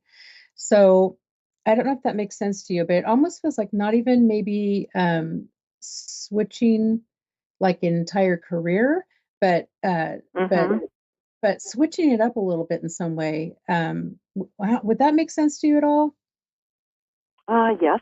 Mm-hmm. Okay, so it either feels like going down like a different avenue, and I wonder um, even if you're thinking of switching to something completely different, and or I don't know if you're I'm not saying that you're old enough to, but I don't know if you have thoughts of retirement, if that's something that's kind of uh, making you pause on switching your job right now. Would that make sense to you? I guess age and doing something way too long, and It just it it is what affecting me. okay. It it just feels like I wondered if you were concerned about switching and how that would affect your retirement. But what I Yeah. do okay. What I do feel is like go for it is what I feel like because I feel like where you are now is really stagnant and I feel like you're really good at Mm-hmm. your job, really good at your job. But it just feels like there's not that joy in it. And I feel like there is something for you where you will have that joy again. Um, as far as selling your house and move, that actually also feels really good. It just feels like there's these big changes, and I don't know if sometimes you might feel like I'm going to go for it and do both of them, or and then you second guess yourself and talk yourself out of it. Mm-hmm. But in my heart, I feel like both are a great opportunity, and I wonder if you were to move, would it be out of Florida? Yeah. Oh, yes. Definitely. Okay. Okay. Yeah, because that actually feels good. It's kind of funny because I don't know when I want to keep bringing up the retirement, but most people go to Florida to retire, right? But this feels like getting out of there. It almost feels like there's another Mm-hmm. place you're supposed to be. Are you thinking about moving close to family? No, not at all. Sorry. No. Oh, okay. All right. I wondered if that was one of the polls. Okay, we're getting away from family. That's great. um, Yeah. anyway, No, I have go property ahead. up in Tennessee, and there's property I have up Mm, in Tennessee. It's either move or sell it, like move up there uh, and build yeah. or sell it. Mm, Kind of like on the yeah. borderline right now. Yeah. If I go with my gut intuition, it really feels like moving. It feels like it's going to be so refreshing and just a big change. And I feel like you meet some people that you connect with um, in a different kind of way. So that actually feels really good. Um, Good. Thank you. both of those. And I wonder if you do something. I want to mention your voice because there's something about your voice, and I feel like that's one of your like superpowers. Uh, True. it just feels Mm-hmm. it just feels like your communication skills are like part of your superpower. I don't know how to explain it exactly, except for I feel like this is what makes you very successful at your job, and I feel like you have a way of speaking that that connects with people, where like if I said something and then you said something, they're going to listen to you because it's just something about your voice. So I guess I want to just mention that. That's true. Okay, good. Yeah, there's just something really calming and just, I feel like, yeah, that's kind of your superpower. I do feel like I want to light a fire under you and tell you to get going, because there's this big, beautiful change for you. And it's almost like I want to say, what are you waiting for? And of course, I know there's many things you're waiting for, but that's just the feeling I get. And yeah, is there another question related to something I mentioned, or do you have a question about that? Okay, so you're putting a light. You're saying put a fire under me to do it now. Yeah. Good idea. Yeah. I just got to figure out if whether I want to build up there in Tennessee or sell the property. I've got somebody wanting to buy it, but he hasn't given me the total answer yet. Okay. Actually, both feel good. And I know that's not really an answer, but I feel like it's going to play out the way it's supposed to. But I almost feel like with this new change, this new job, this new state, that actually building and putting your own energy into something will actually complete that fresh start. But at the same time, if the sale of this property doesn't go through, and you live there, that doesn't feel wrong. It just feels like maybe that's more temporary, because I feel like I see you building and making something your own. And it could be the other property as well, and just making it somehow your own, redoing or actually it would feel like taking everything down and building it back up. But I feel like you just have so many wonderful opportunities. So I just want to light that fire under you and tell you to go for it. Almost like no matter how scary it is.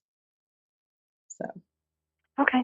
Yeah, no, that's exactly. I've been ready. I've been ready for the last month. Let's do it. And then I get a call from a developer saying I'm super interested. So we're going kind of talking back and forth, but there's been no numbers yet. And I'm like, not comfortable because, I'm sure he wants it for nothing. And I'm like, no, thank you. Yeah. It feels iffy on that a little bit, but either way, it doesn't matter. I feel like you're going to get this big, beautiful, fresh start. And I'm so sorry, Lynn, we are out of time, but it was such a pleasure to read for you. Thank you so much. Great to connect I with was you. listening to you before, and you were talking about you're doing classes. Yeah. Are they online classes? Yes, they're online. I would love for you to join me. Reach out and connect with me. And again, I'm so sorry. It's like so fast. This goes by so fast. But thank you so much. No problem. I will reach out. Try to look you up. Yes, please do. Please do. All right. Thank you. Thank you, Lynn. And to the rest of you, thank you so much. And I will see you all next week.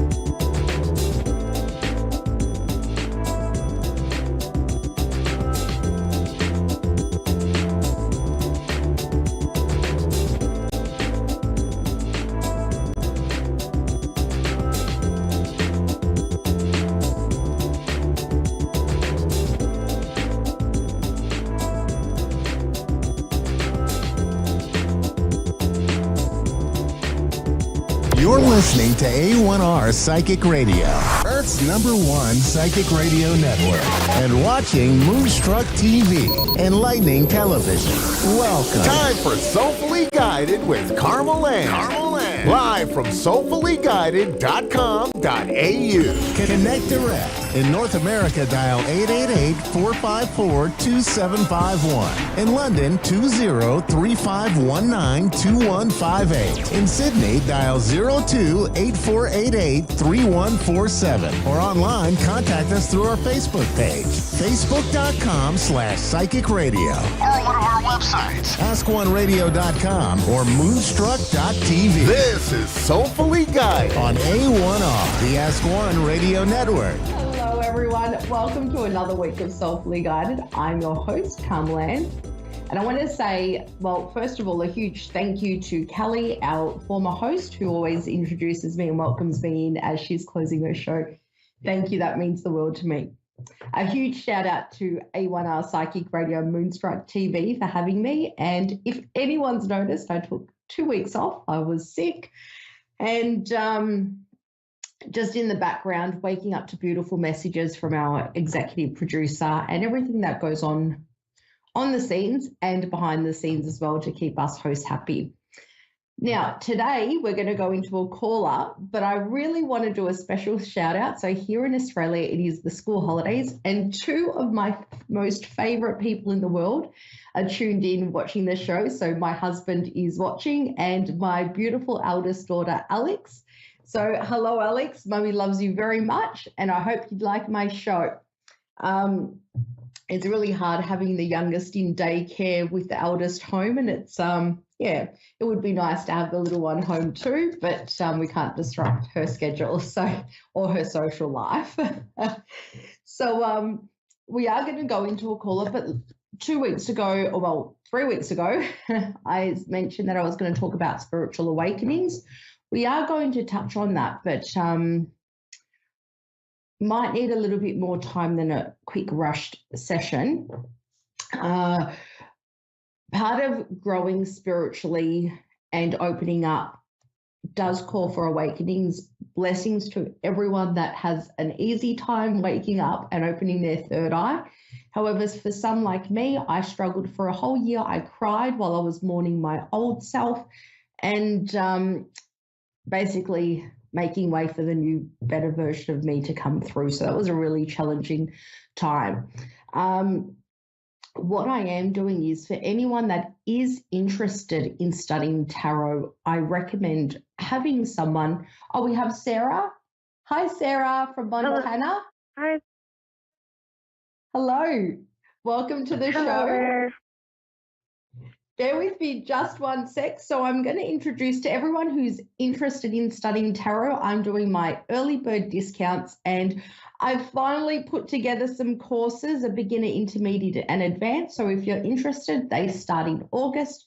Reach out to our social media or our website, soulfullyguided.com, and I'll be able to help with any inquiries or bookings. Now, Sarah, welcome. Hello. Thank you for having me.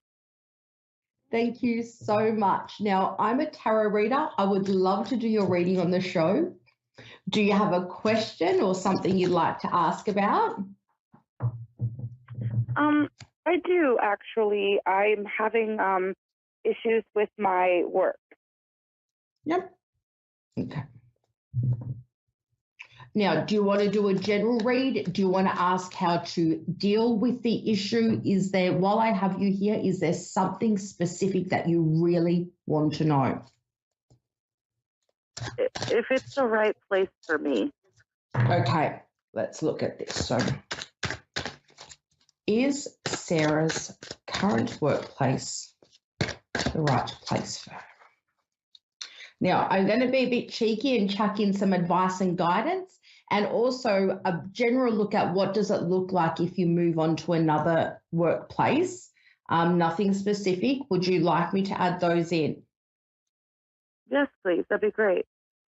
Okay, so is this the right workplace for Sarah?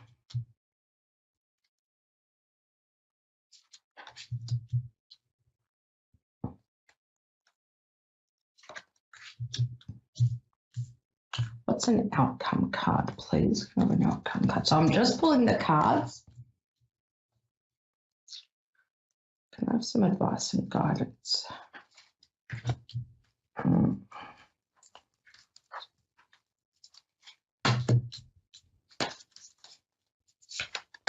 What does it look like if you leave? Okay. Okay. So I'm going to go through this. If it was a private reading or we had more time, I would love to explore how to tackle these issues at work in further detail, because I feel there's like some erratic mentality, rushing, and sort of things don't feel stable or settled either. Does that resonate with you at all? Yes. It's actually a very uncomfortable feeling, and it is quite irrational on the workplace's behalf. So what I would like you to do is, rather than think you need to shift jobs, because ultimately the outcome is looking good, but you're in the heart of the challenges right now. And that's where I'd love, if not with me or, even another reader, to explore how to combat this time in your workplace to give you just some relief and, some feeling less stressed. I think when you're outside of your workplace, the best you can do is get your mind off it, switch off your body and your mind. And I know there's other responsibilities outside of work, but you really need to use your outside of work time to really recuperate your body so you can sort of get back into it the next day, which is, really challenging to do. And you are in the heart of the problem. Looking at the workplace as it is now, seems like no one's seeing eye to eye. No one's even listening to each other. It is a very challenging place. People are all trying to get their version or their, minds, the way that everyone's talking, but no one's listening. And it is in the heart of the problems. When we do look at this, though, I think the outcome looks really favorable, that it's financially rewarding, and you'll sort of be in a better place. And I think part of that is not giving in to anything that's going on in work, trying to do your own thing and finding your own way to switch off from other people's BS, if I say. Does that make sense to you? Yeah, absolutely. And I really want to stress the outcome card is good, which means if you were to leave because of this erratic and instability and uncertain time at work, I would probably feel like you felt hard done by, and it probably wouldn't give you the answers or what you're looking for. I think you'd be quite exhausted, and you might be thinking, oh, I'm still, it's still not 100%. I think the outcome of staying where you are for the moment looks better than rushing off to another workplace. You might get a bit of a shock factor there. So stick it out, but I would explore how to deal with it better if you can. If we've got time, I will try. I think as a person, you're very competent and you're very capable. You will make things work. And that's probably why it's a struggle for you at the workplace, because there's no seeing rationality or logic. It's actually quite hard to be reasonable with people. There's also an emotional imbalance, and it's quite exhausting. So rather than looking at just one way to solve a problem or to look at something, there are many other options available to you that you might be blinded to because there's so much noise around you in the workplace. I would recommend looking at other alternatives and options and approaches to things that sort of pique your interest and, get that spark back into you. How do you feel about that? I think that you are just absolutely 100% dead on. and you're saying what I'm thinking. I'm trying to come up with new approaches to solving the issues. It's a bunch of family working together that fight and drink and that own a bar. So I'm Okay. yeah. So I'm trying to figure out how to get us all on the same page and we all love each other, but listen. I think it's like there's no look. The funny thing about it is there's no toxicity. Look, it's not even showing stubbornness. It's like you're just so capable and competent, and this is not something you'd usually deal with because you solve it before it gets to this point. But no one is listening. Like there's no rationality or practicality, and yeah, it will get better. But okay. I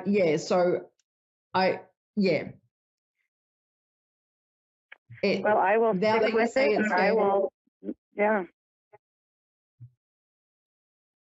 Now that you say it's family, it's quite funny. I'm sorry to say it's yeah. I see how it's come up that way. It's actually not even my family. It's my son's father's family, and we haven't been together for 17 years. So I work for them. Wow. And so You got to take charge. It's a whole other mess too. Yeah. We all love each other so much. We're all very close, and we all, when it gets down to it, we all love each other so much. But like you said, everyone is talking and nobody's listening. So I think to deal with this, I've just put a few cards. Sometimes we need to slow down, like instead of just someone saying anything, to try and just think before we speak, use our logic and our practicality, be rational, don't be erratic or rush into decisions or, conflict and, rush resolutions that are, a bucket on a Band-Aid sort of a fix. And you all have to act as a team and be mentally strong to be able to be emotionally there for each other as well. I agree. I have had so much. Yeah, I've had a great experience, Sarah, reading for you. Thank you for letting me in. Our show is almost over, so thanks for coming through with this and this personal topic. I hope thank it you does so much. You are so welcome. It's been a pleasure. You're welcome to call the show or the network anytime for a reading. Awesome. Thank you. To everyone else, we'll see you next week for another show, and I'll touch on some spiritual awakening, the pros and the cons, and the challenges, which is not always a fun experience, but a well worth it one. Thank you, everyone.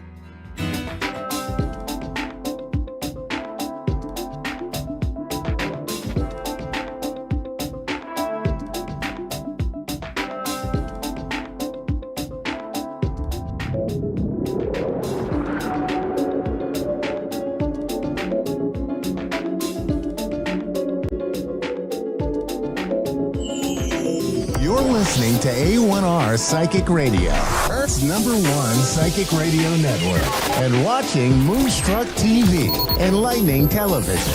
Welcome. Time for Full Circle Wellness U with Renee John.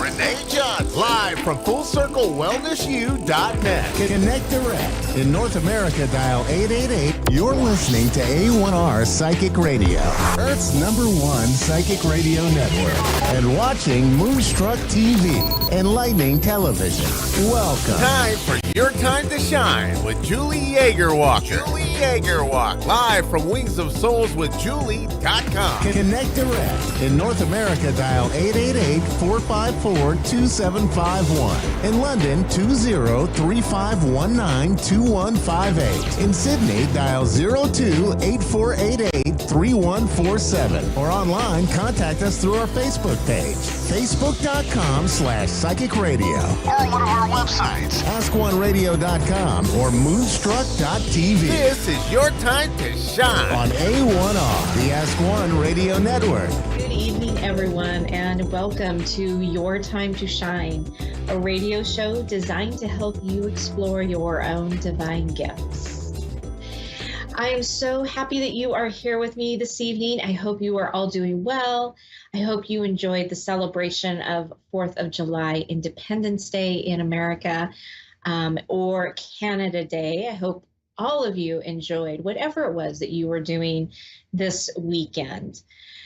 So I want to know out there from you all, I wish I could see your hands. How many of you were feeling the effects of the super full moon this weekend?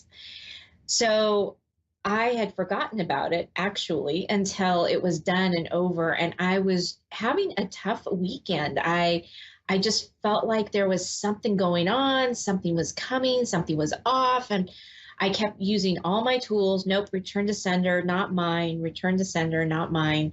And I just had this feeling. I just kept feeling, something going on. And so Monday, I happened to be looking at Facebook, and I am connected with Deborah Silverman, and she's an amazing astrologer that I have had the pleasure of working with a little bit and meeting in person, actually.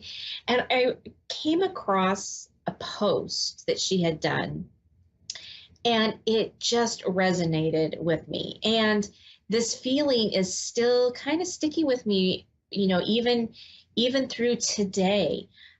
This feeling of, something's coming, something's off. What is it? It just, it's exciting, but it's off. It doesn't feel right. It's like all of these things kind of tied up in one. And what is going on in, astrology is that there's big shifts and big changes. And it doesn't matter where we're at. It doesn't matter, where we live on planet Earth. We're all feeling it. And it was very interesting. Her post said these exact same things that I was feeling. And it said, she said, it's hard to put your finger on it. Just know that you're right. Something's coming, and thinking something is off. However, she says, announcement, nothing is wrong. So it's about us trying to navigate this new energy that is coming through and keeping our nervous system in check and using our spiritual tools, using our knowledge to help us get through this time. And I know for the last 2 days, I've been hearing my dad whisper in my ear, stay in your lane, stay in your lane. Okay, yep, I get it. Because I was telling my husband this evening, there were a few times in the last couple of days, I did not want to stay in my lane. And I just kept hearing, stay in your lane, stay in your lane. Just keep working on your stuff, not anybody else's. And so I thought it was just perfect with everything that was going on in the cosmos, everything that I was feeling. And I'm sure many of you out there as well are feeling the same things. So if you're feeling a little bit out of your comfort zone, if you feel like there's something coming and you don't know what that is, something's coming. It's a shift. It's a change for all of us. But there's really nothing wrong per se. And so it's about whatever it is that we can do to calm our bodies, calm our minds, and stay, within ourselves, self-soothe, right? I found myself today many times having to get up and walk away from what I was doing just to change my mindset and remember, stay in my lane, stay in my lane. And sometimes that's what we have to do. We have to stay in our lane. We have to stay in check. And sometimes we need to shift up our routine a little bit and give ourselves a little bit of space to do something different. In fact, one of the things that Deborah Silverman was saying in her post was that she was making it a point right now during this time to watch the sunset. And if she missed the sunset, she would get up in the morning and she would see the sun rise. Right? It was a little shift in her day, being able for her to ground in what she was needing to do for herself and for herself, self-care. That was her way of doing it. For me, it was about changing my scenery. It was getting up, moving, putting movement into what I was needing to do, and remembering to stay in my lane. That was the biggest message I've gotten in the last couple of days, and so appropriate. So whatever you need to do out there, remember that the shifts are tough, but we're all going to get through it and come out better on the other side. Just remember all your tools, right? Remembering, who are you feeling? Besides the entire cosmos, who are you feeling? And returning that back to sender.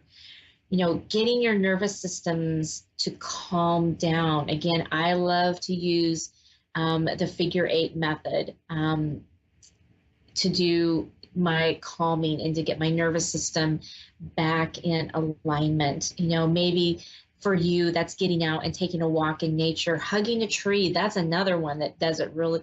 It's really great for me, just to give a big old tree a hug, and feel the energy and the life force running through it. So whatever that is for you to be in your comfort zone and to take care of you, do that right now. And remember, stay in your lane. And things will level out eventually here, and then we'll all get back on track. But the little shifts or the big shifts, we're starting to feel those, and they're going to be great shifts, but still they're shifts. And for us humans, that is a little bit hard to do. So stay in your lane. Keep hearing my dad, stay in your lane.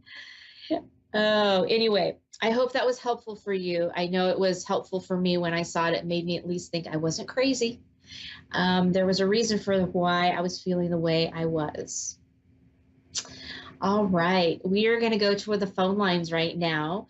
We have Johnny in Norco, California. Good evening and welcome to Your Time to Shine. Hi, hello. Hi, how are you? I'm good. How are you? What can I do for you this evening?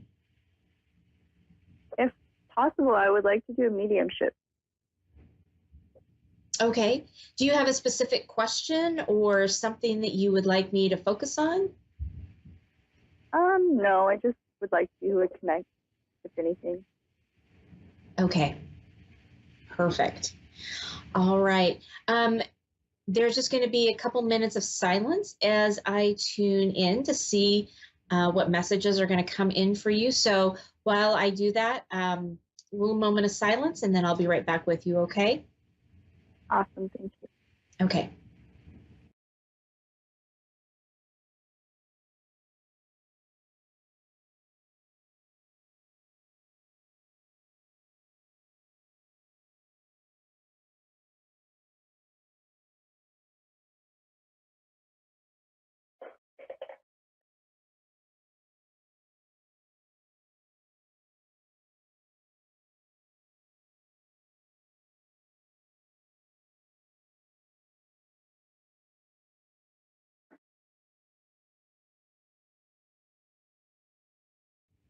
So I'm trying to understand the meaning behind the vision that I've been shown.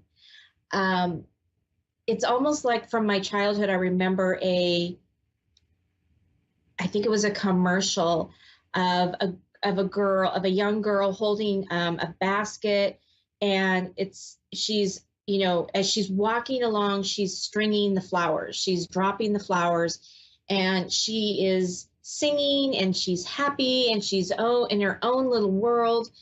It feels like there's a lot of fairy energy along with that, but it's like you're just going about your day, you're singing, and you're throwing down the flowers, and you're planting your roots, and you are taking in nature, and you are taking in all of the elemental worlds of the fairies and all of the other elementals that are coming into your way, crossing your path, so to speak.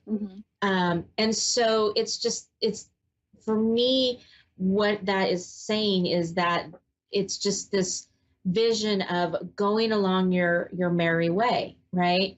And looking at life and taking it all in and really enjoying the cultivation of your, what do I want to say? The reaping of your efforts, so to speak. It's like you're finally cultivating those now. And it's like everything that you have been planting, everything that you've been reaping is now here and available to you. Yes. Does that resonate with you? It sure does. Okay. I have to ask, because that vision was very, very clear. Does that vision mean something for you? I've given you the interpretation of, of what it is, but I feel like for you that there's meaning behind that vision that I just explained. Maybe just me wanting to be like on the right path and feeling happy. Okay. And I'm starting to finally feel that. Okay. Awesome. I love it. I love it.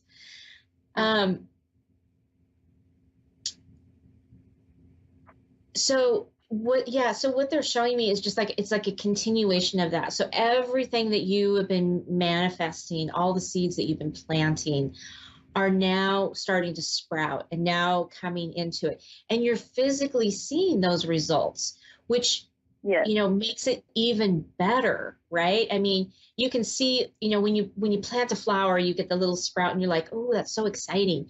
But when it actually turns into a full-fledged flower, right? And you're seeing it grow day by day by day, it's a very exciting thing.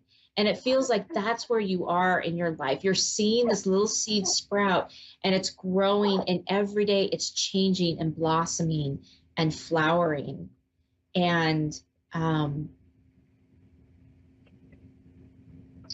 that's just a very exciting moment for you to have. So knowing that you are on that right path, right? That everything that you've been doing is now coming to fruition, and just knowing that you are on that right path. Feels good to finally have some direction. Yes. Yes.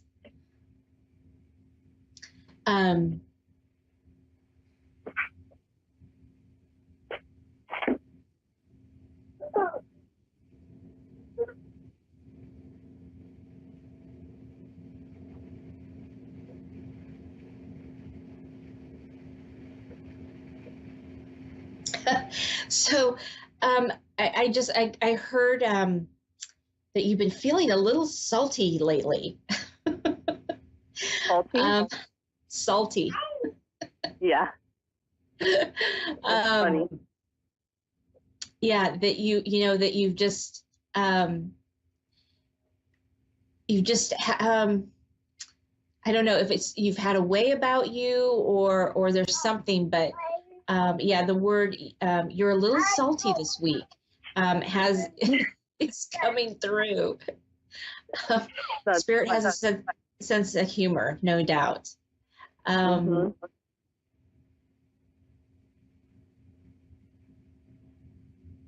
So they're bringing up the light worker in you.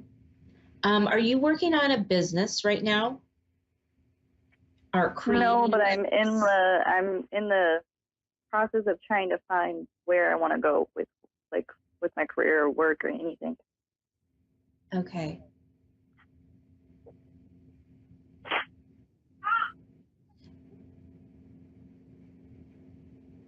So what they're showing me is almost a new career path, like starting a new business. And being in that realm of the spirituality, being in the realm of that light worker, and what they've been showing me is that they've been dropping little hints for you to look at a few options. Okay. At what you can do. I'm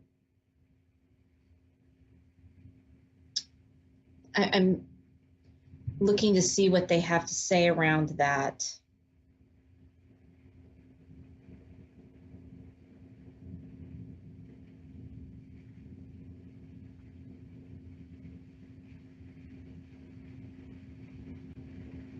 I keep hearing, well, so now they're taking me off a little bit different path. I keep hearing the word nursing.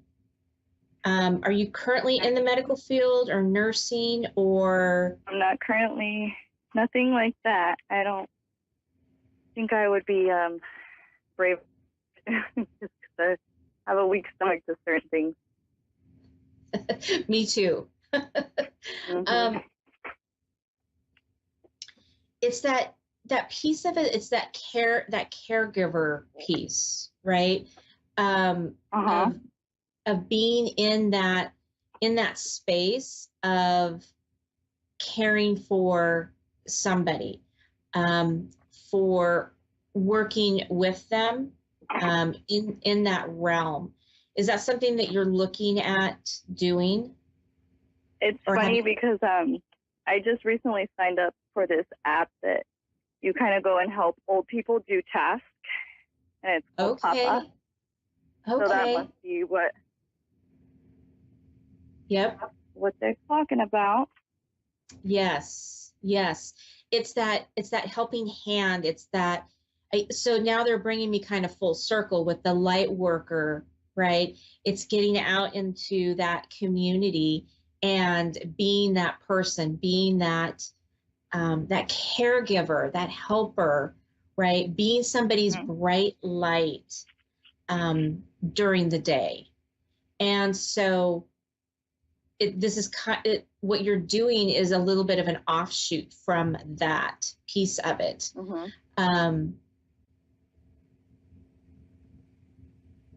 They're saying that you're going to be really amazing at that. You have a lot of patience, and you have a very technical mind, so you can help solve problems for people, right? Even the very basic or simple, or what may seem simple for you and maybe harder for others.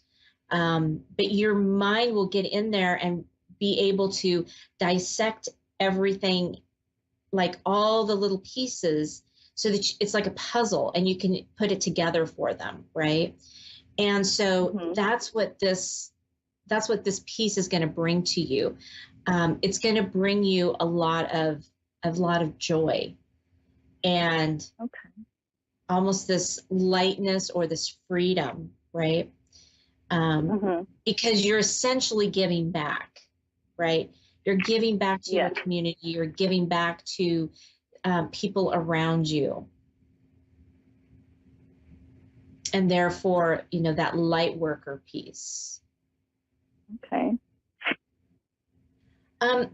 So I'm also being shown that you can sense or maybe even physically see with your own eyes people's auras. I don't know if it's necessarily see, but sense.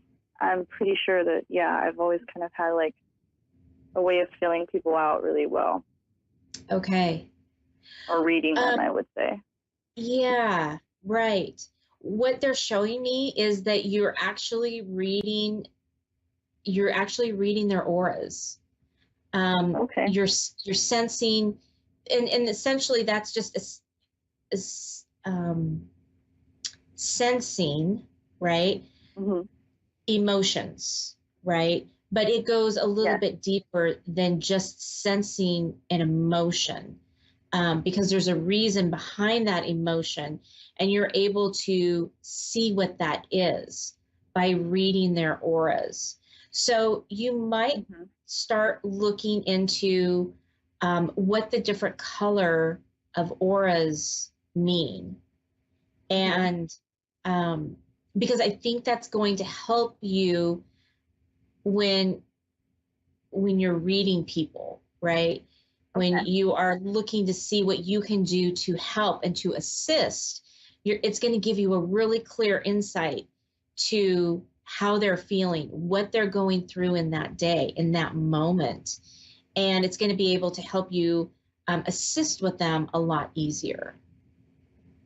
Okay. Okay.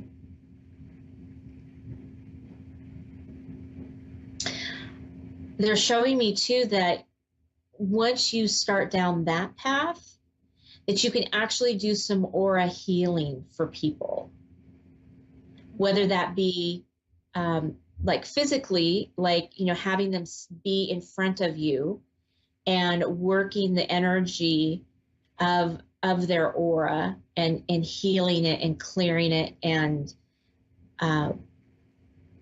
because our auras will get little tears and little pinholes and things like that. And so by healing the aura, you can change what's going on with that person, right?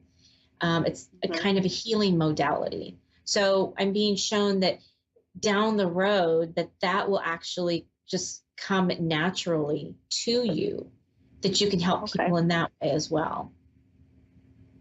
Awesome. Yeah. Your world is really starting to open up and to shift for you and change for you, where you can see things in a different light, at a different angle, where you may not have been able to see that before. Yeah.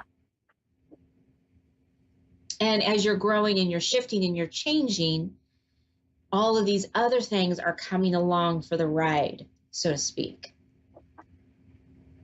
Awesome. Yeah. So Sounds I'm headed amazing in my to right me. direction. Yes, you are headed in the right direction. Most definitely. Most definitely. Good news, because I need to. I need it. A little shift is what we all need once in a while. A little boost. That's great. Oh. Let me see what else. Unless you have another question, I was going to see what else they had to say. What is it looking like for me getting a place very soon or anytime soon? So a move. Okay.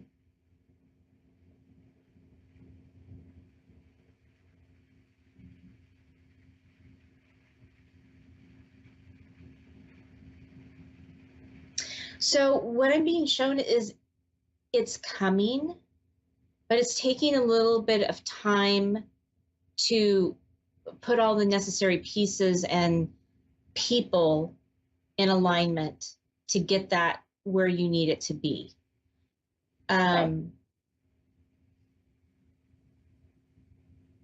They're saying have just a little bit more patience, because it's coming, and it's going to be a wonderful transition for you. Okay.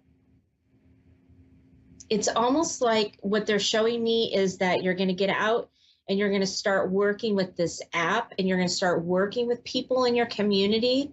And then as that happens, then that door for your move is going to open up for you. I'm not sure if you're going to meet somebody. It's going to be a huge blessing. Yeah. And I don't know if you're going to meet somebody when you are doing this who knows somebody. But they're just showing me that as you do this, the door's going to open. Awesome. Okay. It's going to be a really beautiful, energetically, it's going to be a beautiful space for you. Like I'm seeing you setting up a space that almost like a personal altar or a personal space, even if it's in a little corner, but it is that special space that you go to when you need that spiritual lift. It's almost like they're showing me that there could be a portal, a positive portal in that portion of your house. But I mean, the energy around it is very beautiful. It's very soft. It's very inviting. So I think that it's going to just be something really wonderful for you when you finally get moved in. I can't wait. It sounds I amazing. cannot wait. I just got to keep my patience. Yeah, that's the hard part, right? Yeah, that's the hard part. Yeah. Be patient and hoping that it's all going to fall. It will, because it always does, but it's just the patient part that I have to just keep. Right. And I'm hearing trust. Trust that it's going to happen. Trust? Yes. Trust the process. Yes. It is a process. It is. Mm-hmm. Well, we are coming down to the last few seconds of our show. So I want to say thank you so much for calling in this evening. And it's been wonderful speaking with you. Hope this has been helpful. Thank you so much. And I had a wonderful time, and I am so thankful to be on here. So you have a lovely evening. Thank you. You as well. All right. Bye-bye. Bye. Well, that does it for me. Thank you so much for tuning in. And if you'd like to get in touch with me to have a personal one-on-one reading, I actually am taking in-home readings now. I'm doing them out of my home as well as virtual. So if you would like to get in touch with me and have a personal reading, please reach out to me on my website at wingsofsoulswithjulie.com, or you can reach out to me on my Facebook pages, Your Time to Shine and Julie Yeager Walker Medium. Have a wonderful evening, everyone, and we will see you next week.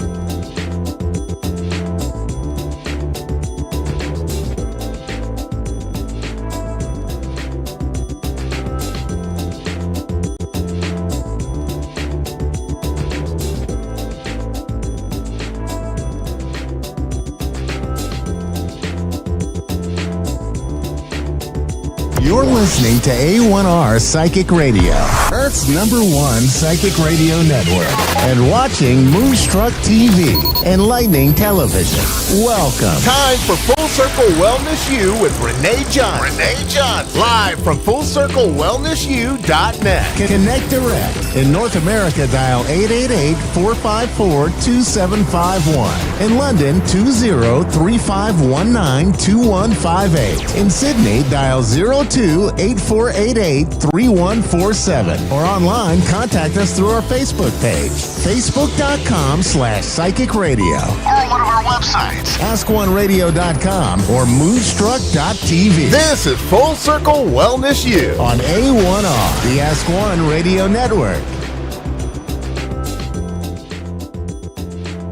Hello, everyone. How are you this evening? I'm coming to you live from Tennessee in the United States, and I'm very happy to be here.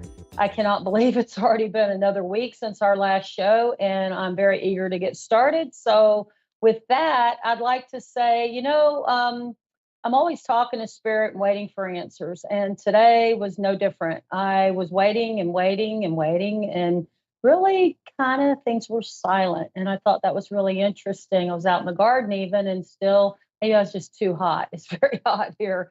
So I don't know, about 3 hours ago, I was doing some laundry. Interestingly, when you get your mind blank and you're kind of in that, quiet zone and your hands are busy, or at least for me, I find that Spirit really can communicate with me at a deeper level. And sure enough, I got the most interesting message for our show tonight. And it was, who do you love, baby?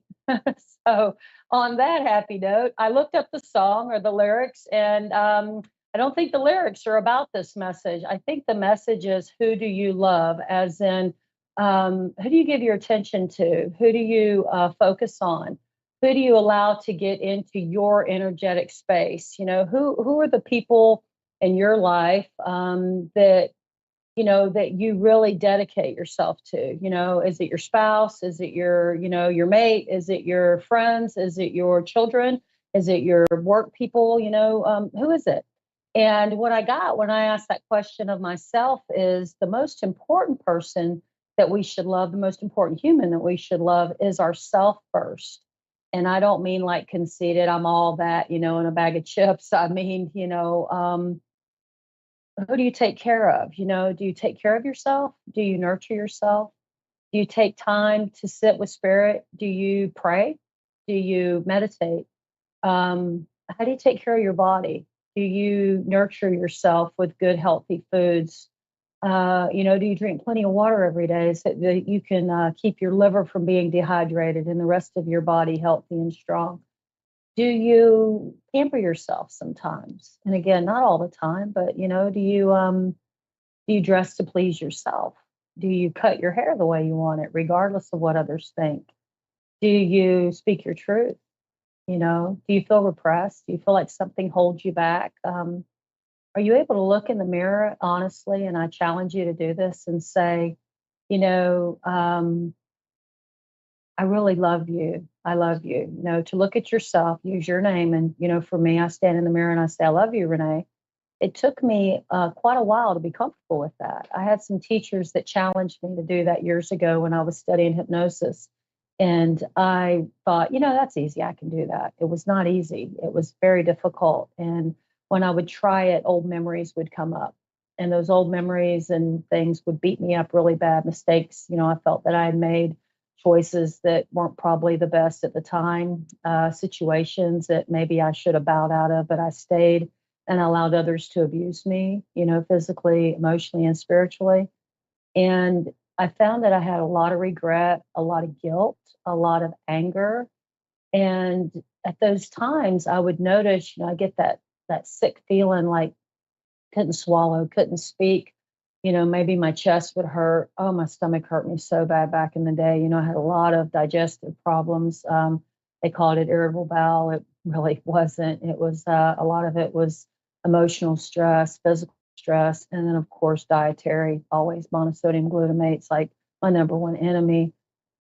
But going back to who do you love, baby? If you love yourself, first, you can really be open to being an excellent parent, spouse, friend.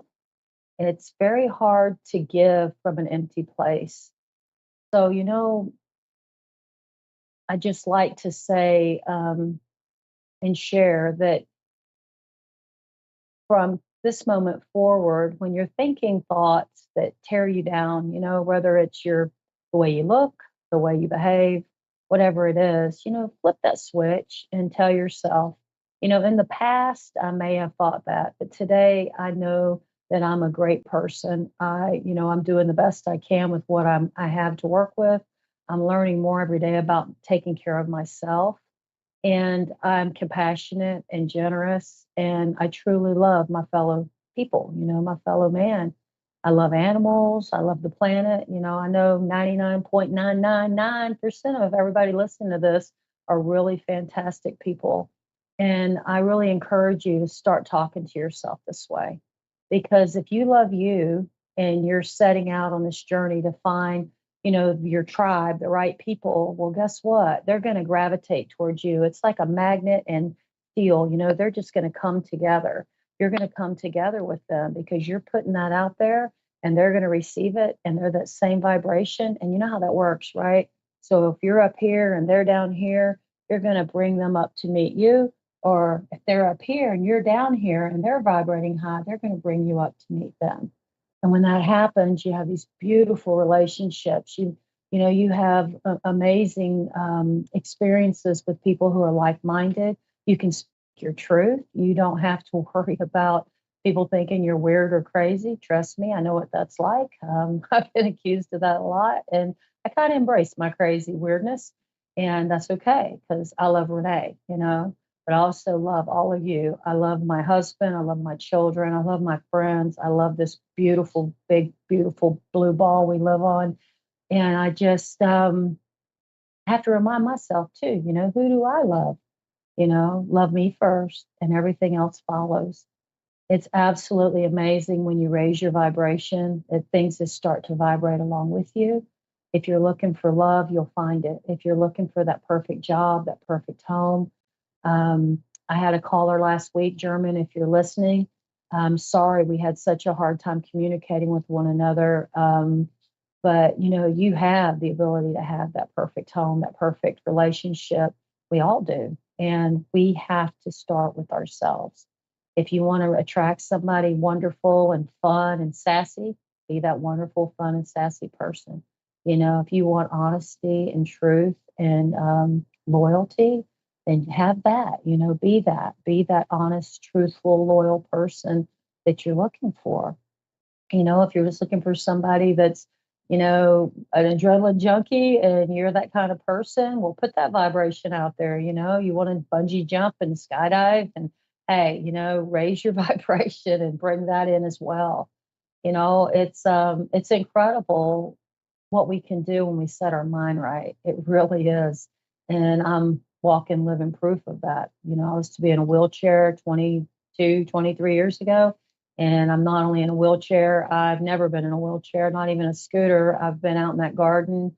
I've been all over the place doing the best I can. Yes, it's been challenging. Yes, I have very hard days, but I keep going forth because I see myself well. I see myself vibrating at a very high degree. I see myself each month getting better by the first of the next month. And it really has come to fruition. Of course, along, with that comes taking care of myself.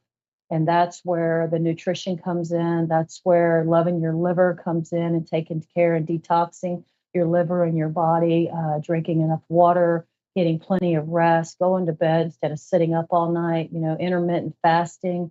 These are things I teach. These are things I live. These are principles I live by. Staying out of stress. If you've got people around you that suck you dry and you walk away and you feel tired, you can love those people from a distance. You do not have to allow people to consume your every ounce of energy, not even your children. If your children are giving you a hard time, put them to bed early. It's okay. Get a babysitter, get some respite if you can, find people you can trust. Dear God, please find people you can trust. It's very important. Make sure your kids are safe, but you also need to be safe and heal yourself. Drink that lemon water. I'm always saying this, and I do this every day. Get up in the morning, 32 ounces of lemon water before coffee. You drink coffee, try to drink it black. I've started drinking it black, not my favorite, but hey, I'm getting used to it and still get that boost of caffeine, and I don't have all that sugar and cream, and my body is really loving me for that. My vision's getting better without the sugar. Isn't that interesting? And this was raw sugar. Eat lots of fruits, eat live. If you want to be electric, we all want to be electric. We want to be alive. Let's eat live. Let's eat electric. Pick it as fresh as you can, get it as local as you can, wash it very well. If you're getting it from someplace you're not sure, grow your food. You want to learn how? I'd love to teach you. You can go on YouTube and find any video on anything. You can find me on YouTube. You can find me on Facebook. You can give me a call. You can find me on this beautiful channel, A1R, Psychic Radio. And let's get healthy together, and let's help others get healthy. It's so very important as we lift ourselves up to lift the others up as well.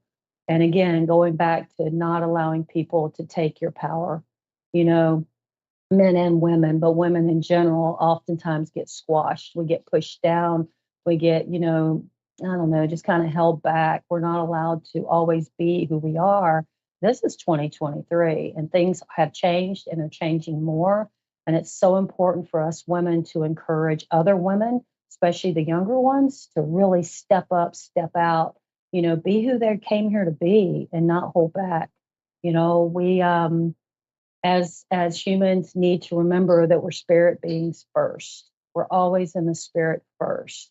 And these little, suits that we walk around in, these some people call them skin suits, these vessels that we walk around in, they're temporary, but our spirit is forever, forever and always. As a regressionist trained in past life regression, I can share so many other people's stories and mine of past life experiences and current, past experiences that are tremendous, and proves to me without a shadow of a doubt that I'm so much more than a one-time, human being. I do believe that we have multiple experiences.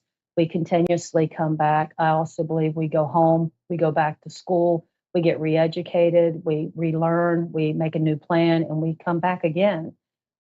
People ask me, do we come back as animals? I haven't had that experience personally, but many of my clients say they have. So, in their experience, this is truth. I feel that it is so important for each of us to remember that we are first spirit beings, that all of this is temporary. All of this is temporary. We just need to take our time and process, the things that we're learning and the things that we're saying. It's interesting what we tell ourselves in a day. In the daytime, oh man, how many thoughts go through your head? Check them. Notice, are they positive? Are they negative? If they're positive, great, that's fantastic. Fantasize about them and visualize them. Make them stronger, bigger, go for what you want. If they're negative, tell them to shut up, sit down, back up. You don't have to buy into all of that. It's just drama. And it's just, there's a part of us, and it just likes to, I don't know, it just likes to encourage us to feel down. And maybe it's a way to make us stronger, but suffering is optional. So, let's just all ride on that, okay? And I love you. And I'm going to take my first caller. Chantel, hi, how are you tonight? I'm all right. How are you? I'm great. I'm great. I'm glad you called. What can I do for you?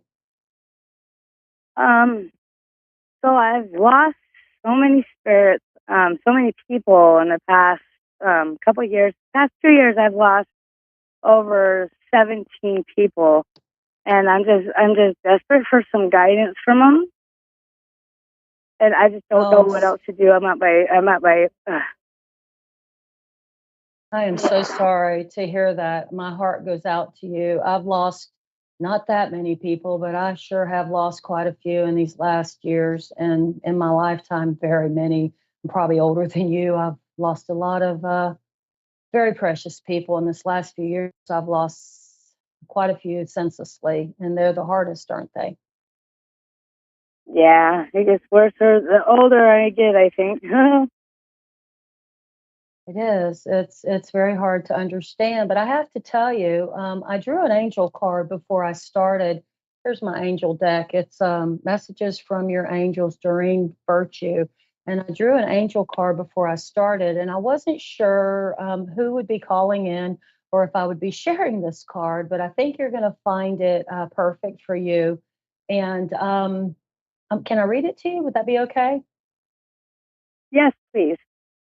Okay, it's the angel Sonia, and she says, I bring you a message from your deceased loved one. I'm happy and at peace, and I love you very much. Please don't worry about me.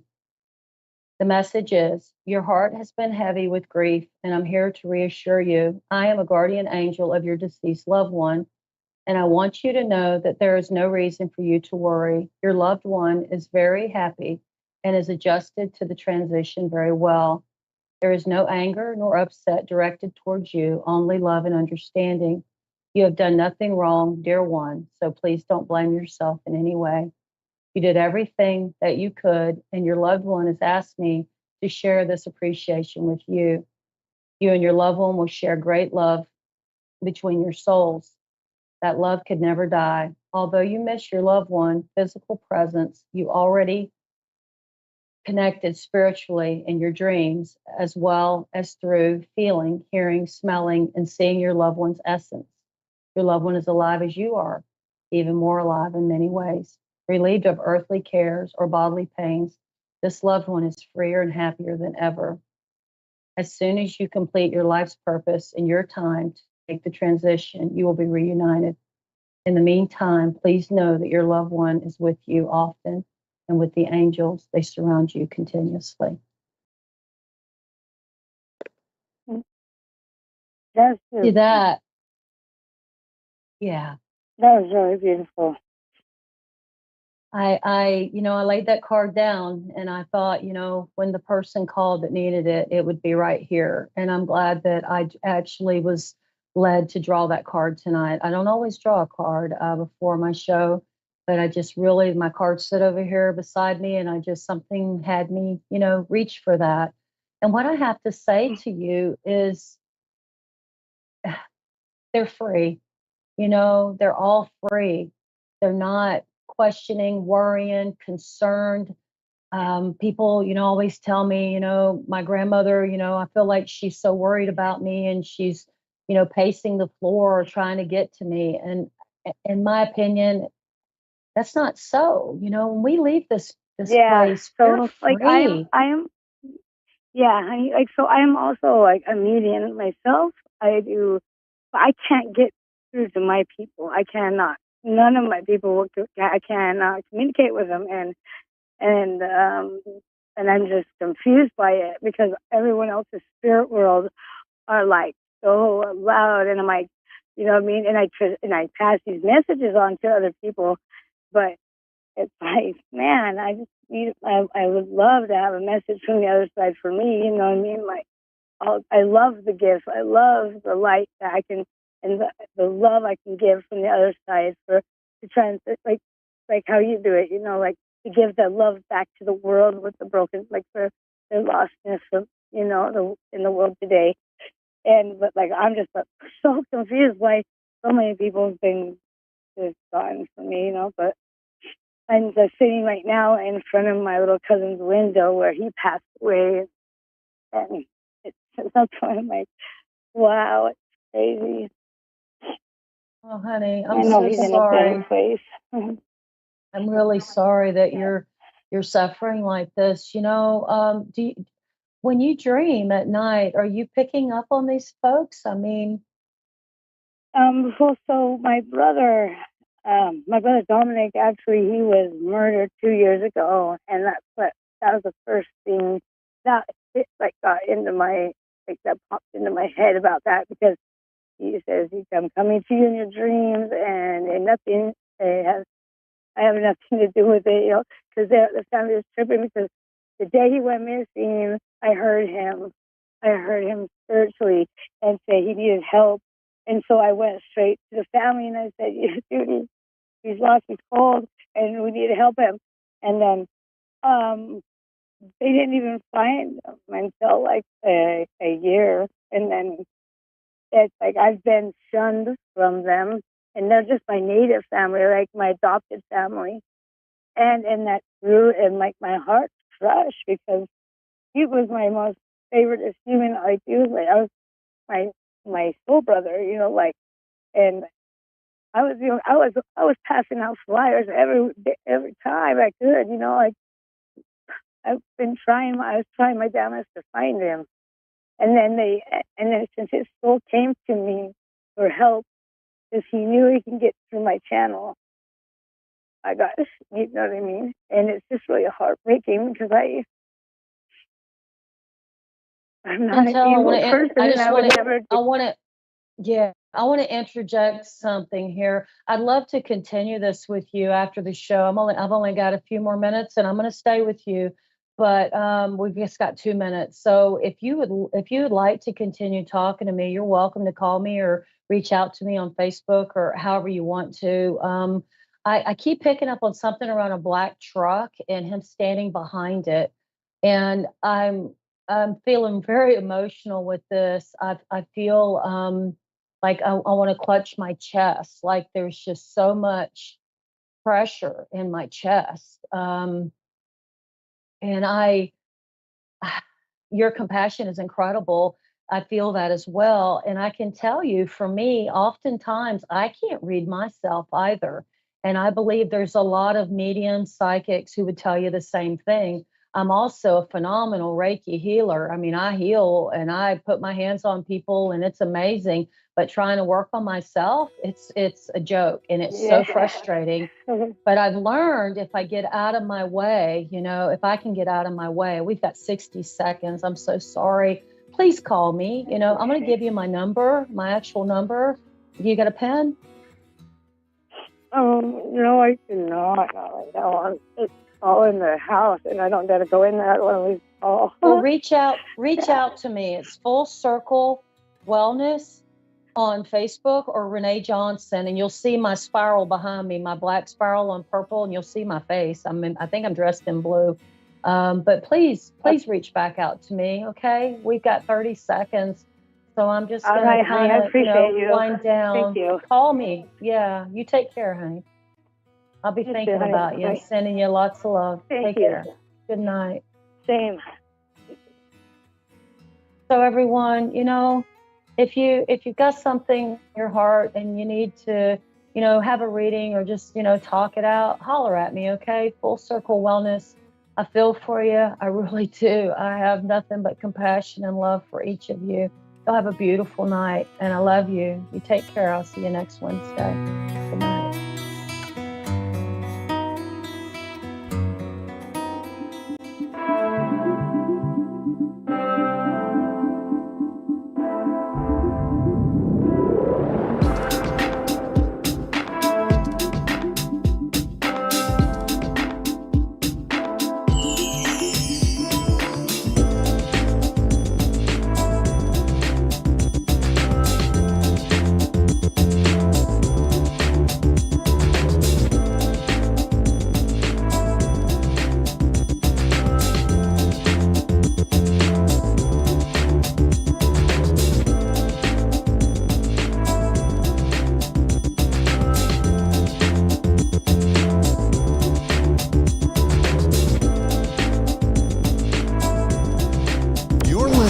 A1R Psychic Radio, Earth's #1 psychic radio network, and watching Moonstruck TV, enlightening television. Welcome. And now, Reverend Elliot's Magical Window with Reverend Elliot. Live from magic-works.com. Connect direct. In North America, dial 888-454-2751. In London, 20-3519-2158. In Sydney, dial 02-8488-3147. Or online, contact us through our Facebook page, facebook.com/psychic radio. Or one of our websites, askoneradio.com or moonstruck.tv. This is Reverend Elliot's Magical Window on A1R, the Ask One Radio Network. Greetings, fellow seekers. seekers of truth, wisdom, and light. This is Reverend Elliot, your friendly neighborhood esoteric practitioner, back at last. Yes, I am here live tonight in July, the 5th of July. And I think the last time I said I'll see you next week was like April. But I'm back. I was hideously sick for months.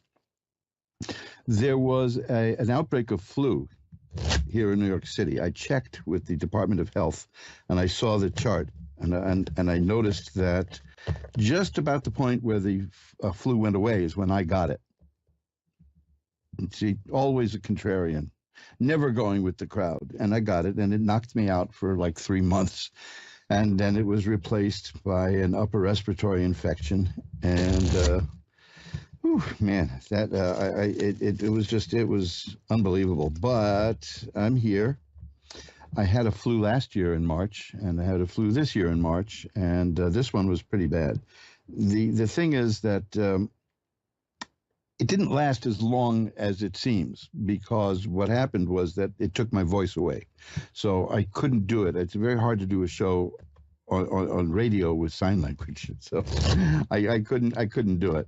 So that's why I took the time off. I didn't think it would be worth wasting your time just hearing me scratching and croaking, and I mean, I sounded like Marlon Brando in the hospital scenes in The Godfather. You know, it was just really I was really gone there. But it's back. I had pneumonia some years back, and that took away my voice for 6-7 months. So we lucked out. It didn't take me that long. But I'm here, and I'm looking forward to doing the show because I don't remember what I do. See, there's something with tarot cards, I believe. Isn't that it? Yeah, so well, here they are. I'm shuffling them up. What the world seems to have changed a little bit since last we met, but in overall, the overall scheme of things, nothing much really changes. It's people still have the same concerns and that they've always had, and life goes on. And well, like I said, I'm back. I'm a little jittery because it's been quite a while, and I was, what's the word I'm looking for? Going crazy. I missed this. I really did. I've been doing this for a little over 10 years, so to not do it for 3-4 months just really put a crimp in my schedule. I didn't know what I was doing, but I'm back, and now it's summer. It's hot out. New York is very hot and smelly, but the thing about New York in the summer is it gets cold. It gets nice and chilly in the evenings. So although today the temperature was over 90 degrees, right now it's about 70, 71, 72 degrees. And that's pretty good. That's because we have cross ventilation here. And we can get away without air conditioning if we want to, which I prefer. We've got those things. We have those machines, but I don't like them. I don't like the way they feel. I think I would be. I know a lot of people moving to Florida. I wouldn't be able to handle that. My friends in Florida tell me that you need air conditioning 364 days a year. So I don't know if I could even do. I'd probably feel like a prune, you know, left out in the cold here. But I have no problem with going with the flow with the seasons. When it's hot, I sweat. When it's cold, I shiver. And I think we'd be better off that way. We've kind of lost the rhythm of life. You know, everyone's talking about saving the planet. Well, of course, there's really no reason to be too scared about that. I mean, I know there's a lot of people trying to scare you, but the planet has all the time in the world. You know, don't worry about that. The worst that'll happen is that things will change and human beings will adapt to it, and then we'll be getting our vegetables from the Sahara Valley. You know, that's what will happen if it gets really bad. But it's going to be fine. Everything's going to be okay. But we need to get into the rhythm, I believe, of the world, of nature. Everything pulses. Our pulse, our heartbeat, the way that our blood pressure works, it's tied to the tides in a sense, because the tides pulse in and out. In fact, what is blood if not we carrying the ocean around in our body? Because the first life forms that left the ocean had to take the ocean with them, and they took it in the form of blood. Very clever, weren't they? Whoever designed all this. It happened by accident, and that's even more amazing. But that is a philosophical discussion for another time. I'm not big on trying to change nature. This is why I don't wear a toupee. I like to leave things the way they are naturally, as natural as possible. So when it's nighttime, we kind of sit in the dark here. We have lights, but not that many. We don't keep everything brightly lit. We go with the flow, as I said, and I enjoy it. And I miss the days. You don't see it in New York City because of all the lights. But I miss looking up in the sky and seeing the stars, and seeing in August, seeing the meteorites zooming around. And it's nature and the world. It's a beautiful thing.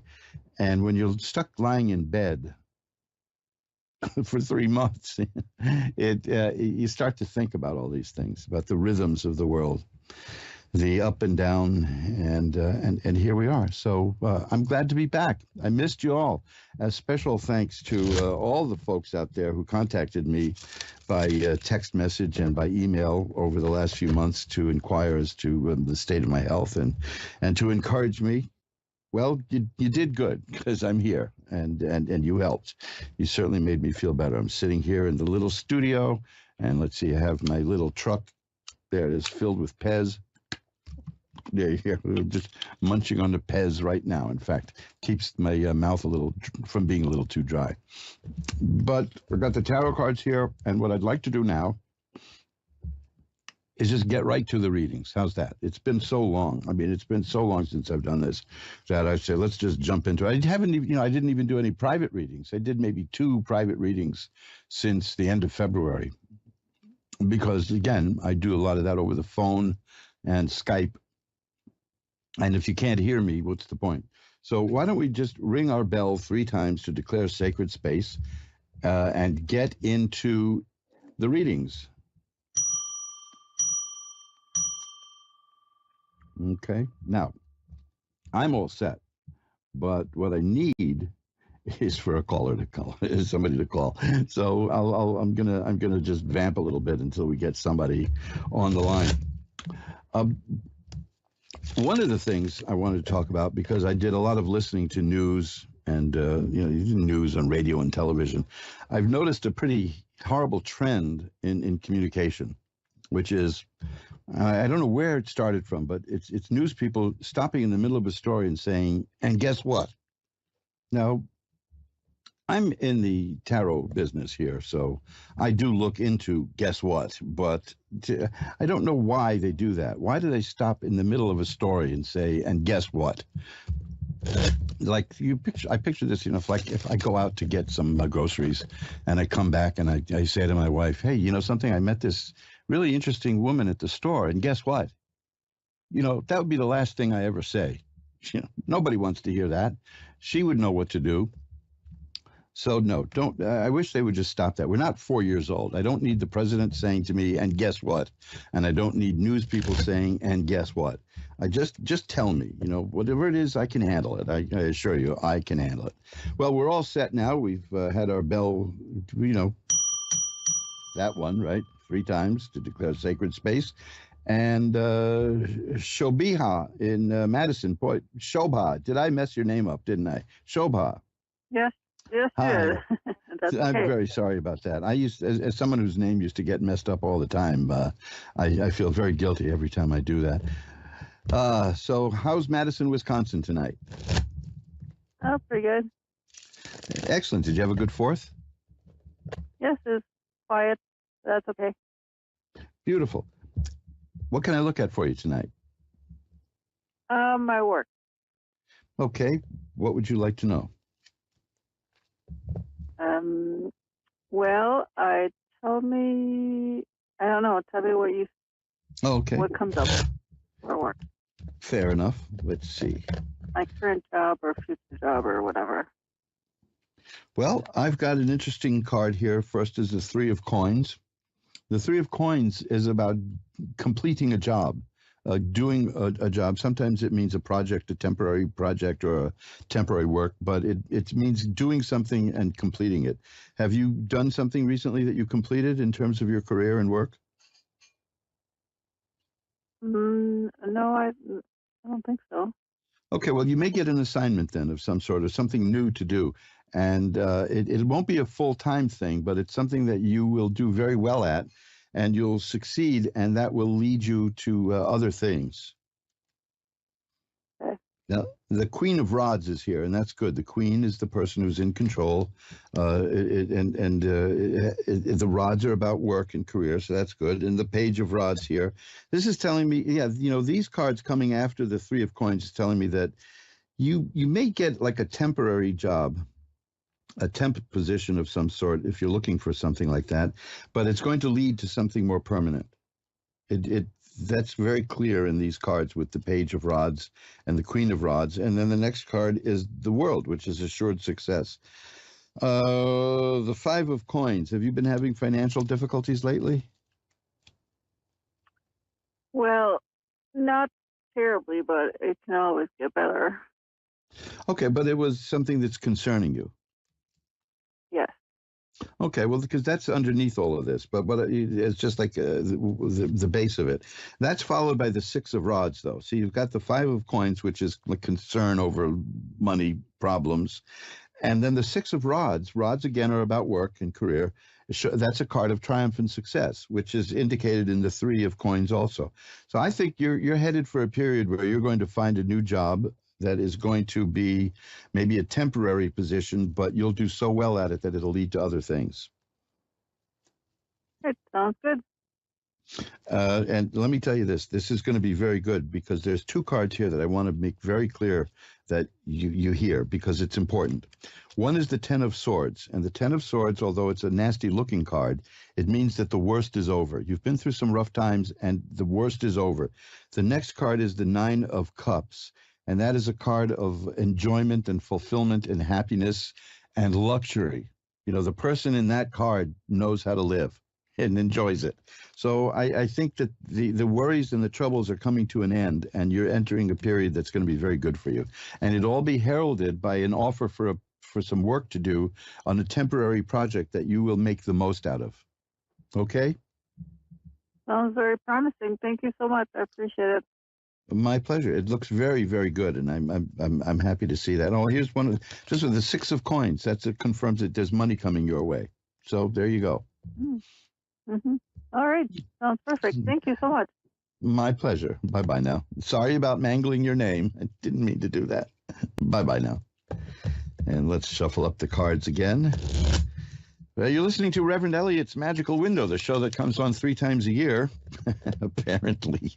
And I should be back next week. There shouldn't be a problem there. You wouldn't believe how bad I sounded. I still feel like I'm a little bit raspy in my throat, but that's going away. Health and healing was on my mind, and coincidentally, I wasn't completely inert. Like I said, for the last month or so, I was feeling better, but I couldn't speak. Wow, was that frustrating. I mean, unless you identify as Harpo Marx, that's and of course Harpocrates is the deity of silence. Look up Harpocrates sometimes. Just one of those coincidences that Harpocrates and Harpo get together there. But there is a project I was working on, and it's here. It's ready. It's done. And it's a book about psychic healing from the 1940s, long out of print. And it's a marvelous book by one of the great occult writers. Unfortunately, we don't really know him or her. Some people think it's a female. Others think it's a male. He or she wrote under a bunch of different names, like Louis de Clermont. That's another name, but there's no way of knowing.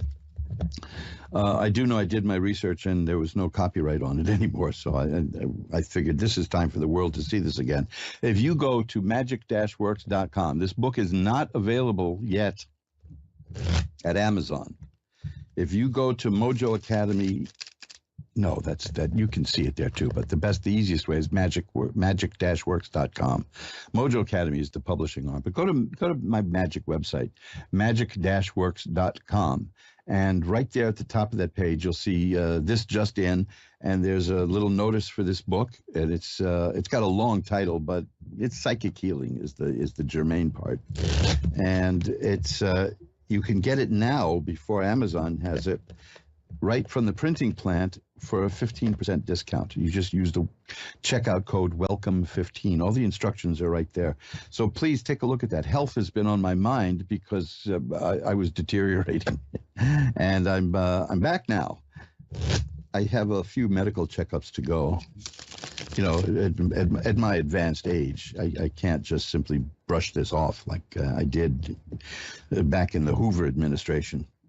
But if you could, if you're interested in the art of psychic healing, and you would like to read a long-lost book on that topic, it's back. And of course, it's selling already, which is marvelous. That's so heartwarming to see that. You can find that at magic-works.com, right at the top of the homepage. And it's a nice little announcement, and you just click on that, and that'll take you right to the printing plant. And you can get it at 15% off. And when it gets to Amazon.com, I'll have a link to that too. But at Amazon, it'll cost more. And that's just because they like to participate financially in the sales. You get what I'm saying. Cut out the middleman. Go right to the printing plant. And then you can get things for less. Bernadette in Glen Burnie, Maryland is next. Hi, you're on with Reverend Elliot. Hi. Hi, how are you? Hi, Reverend Elliot. Hi, how are you tonight? How are you?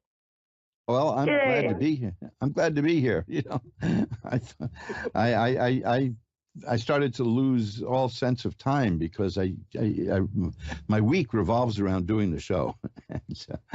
And like I said, I was out in March, and then around middle of April or so, I came back for one show, and then nature tapped me on the shoulder and right in the face he hit me. So that was it. So I'm back now. So how are you, Bernadette? Welcome back. I'm doing pretty you. good. I had a question for you. I've been having a lot of transitions and changes in my life here, especially in the past 6 months.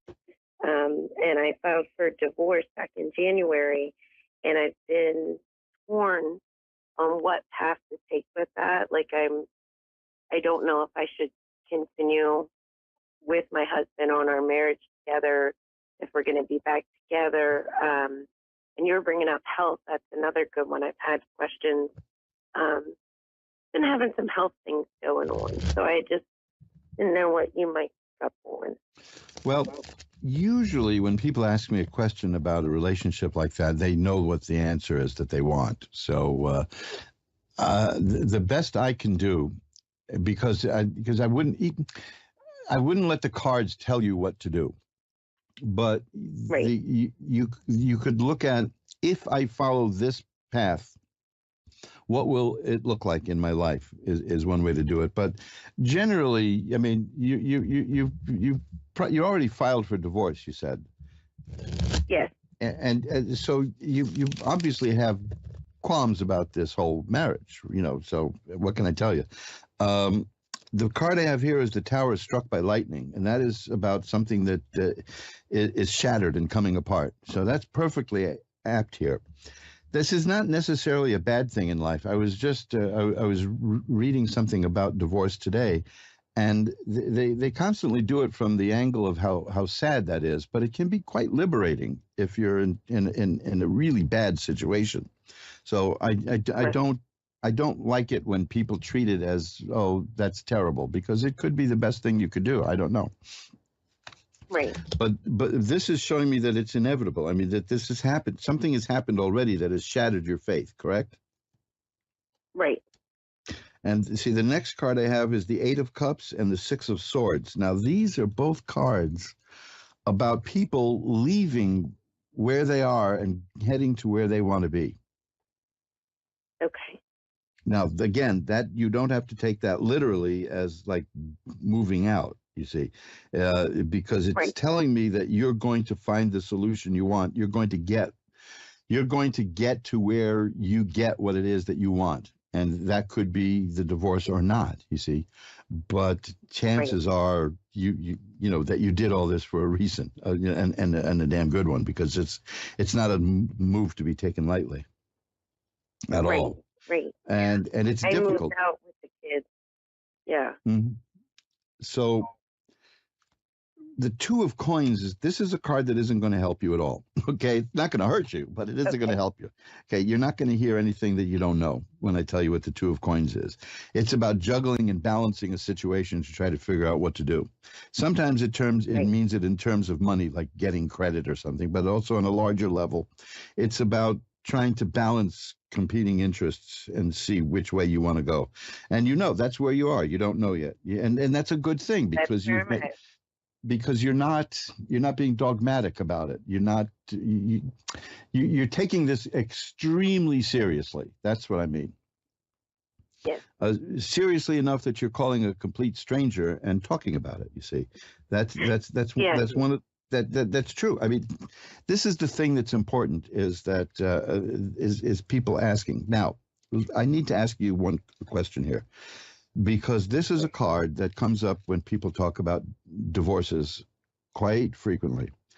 It's the Five of Swords. And that is about somebody who was not being true to you, somebody who was being manipulative, somebody who was lying. Fives are not good in tarot. Fives are bad. They're heavy duty. They hurt. So you were not being treated properly, according to this. And is that how you feel? I would feel that way. I feel like during our marriage, I was dealing with gambling addiction, and he was dealing with drug addiction. So we both kind of brought that, not being truthful, being manipulative. And that was kind of what our marriage was based on. And I'm in a different place from that. Yeah, see, because the reason that I brought that card up is that sometimes people they feel that they're being treated badly, and this card is saying, yes, you were. Now, after the next card, this is good, okay? This is good. Okay. Ace of Cups. This means you're moving on a pathway to lead you to the Ace of Cups. The Ace of Cups are about the heart and emotions, and the aces are about new beginnings. Now, didn't you tell me that you're going through new beginnings, right? I am, yes. And this is telling me that you're about to enter a very good time for you emotionally, a new beginning emotionally, and that's coming for you. That you're putting yourself on that path. So again, what I'm saying, and I have the Ace of Swords here. I'll get to that one in a moment. Two aces means you're definitely in a period of life where you're changing and growing. I don't want to. I'm not saying that you're what to do to get there, but what you're doing will get you there. You're going to make the right choices for yourself. Whatever your choices are, you're going to make the right choices. The Ace of Swords is about a new way of thinking and a new way of seeing the world. And you feel that, don't you? I do. Yes. Yeah, and that's good. It's liberating. And just keep that in mind, because the two cards I told you about before, the Six of Swords primarily, is about moving yourself from where you are to where you want to be. Okay. Because the swords can mean two things. The swords can mean conflict and struggle, depending on the context.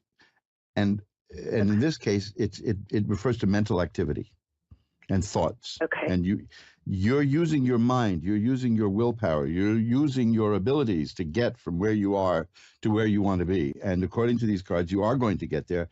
You are going to have a period of emotional fulfillment and happiness, and thinking, just your whole way of thinking is going to be opened up and different. Now, the Eight of Rods tells me that you're in that, and it's coming to its conclusion soon. The Eight of Rods tells me that you're going to know very soon exactly what to do. Okay? Okay. You're not going to be left up in the air about this. Okay, I've definitely been in my head struggling with what to do. Yes, because that's the Eight of Swords, which I just got as you said that. Eight of Swords is a person who feels restricted, doesn't know which way to go. Now, you see, notice the swords are here. A lot of these swords, that's because you're thinking a lot. You probably think you're overthinking. You think you're thinking too much, right? But what's interesting to me is that you got the cups, which is the heart, and you got the sword, which is the mind. And they're both aces. That's telling me that your heart and your mind are coming into alignment. But you feel that, don't you? Yes. And that's not, now, a lot of people may think, I wish that could happen to me. But let me tell you something. It doesn't feel as good as you might think, because getting there, when you're there, it's good. But getting there can be torture. But your heart and your mind are coming. And there are cards for that, by the way. If you were going to have difficulty doing that, I have cards here that I could see that would show that. But you didn't get any of that. So I don't see any speed bumps here. I see that what you're going through now is that the path you're on now is going to lead to the right conclusion for you.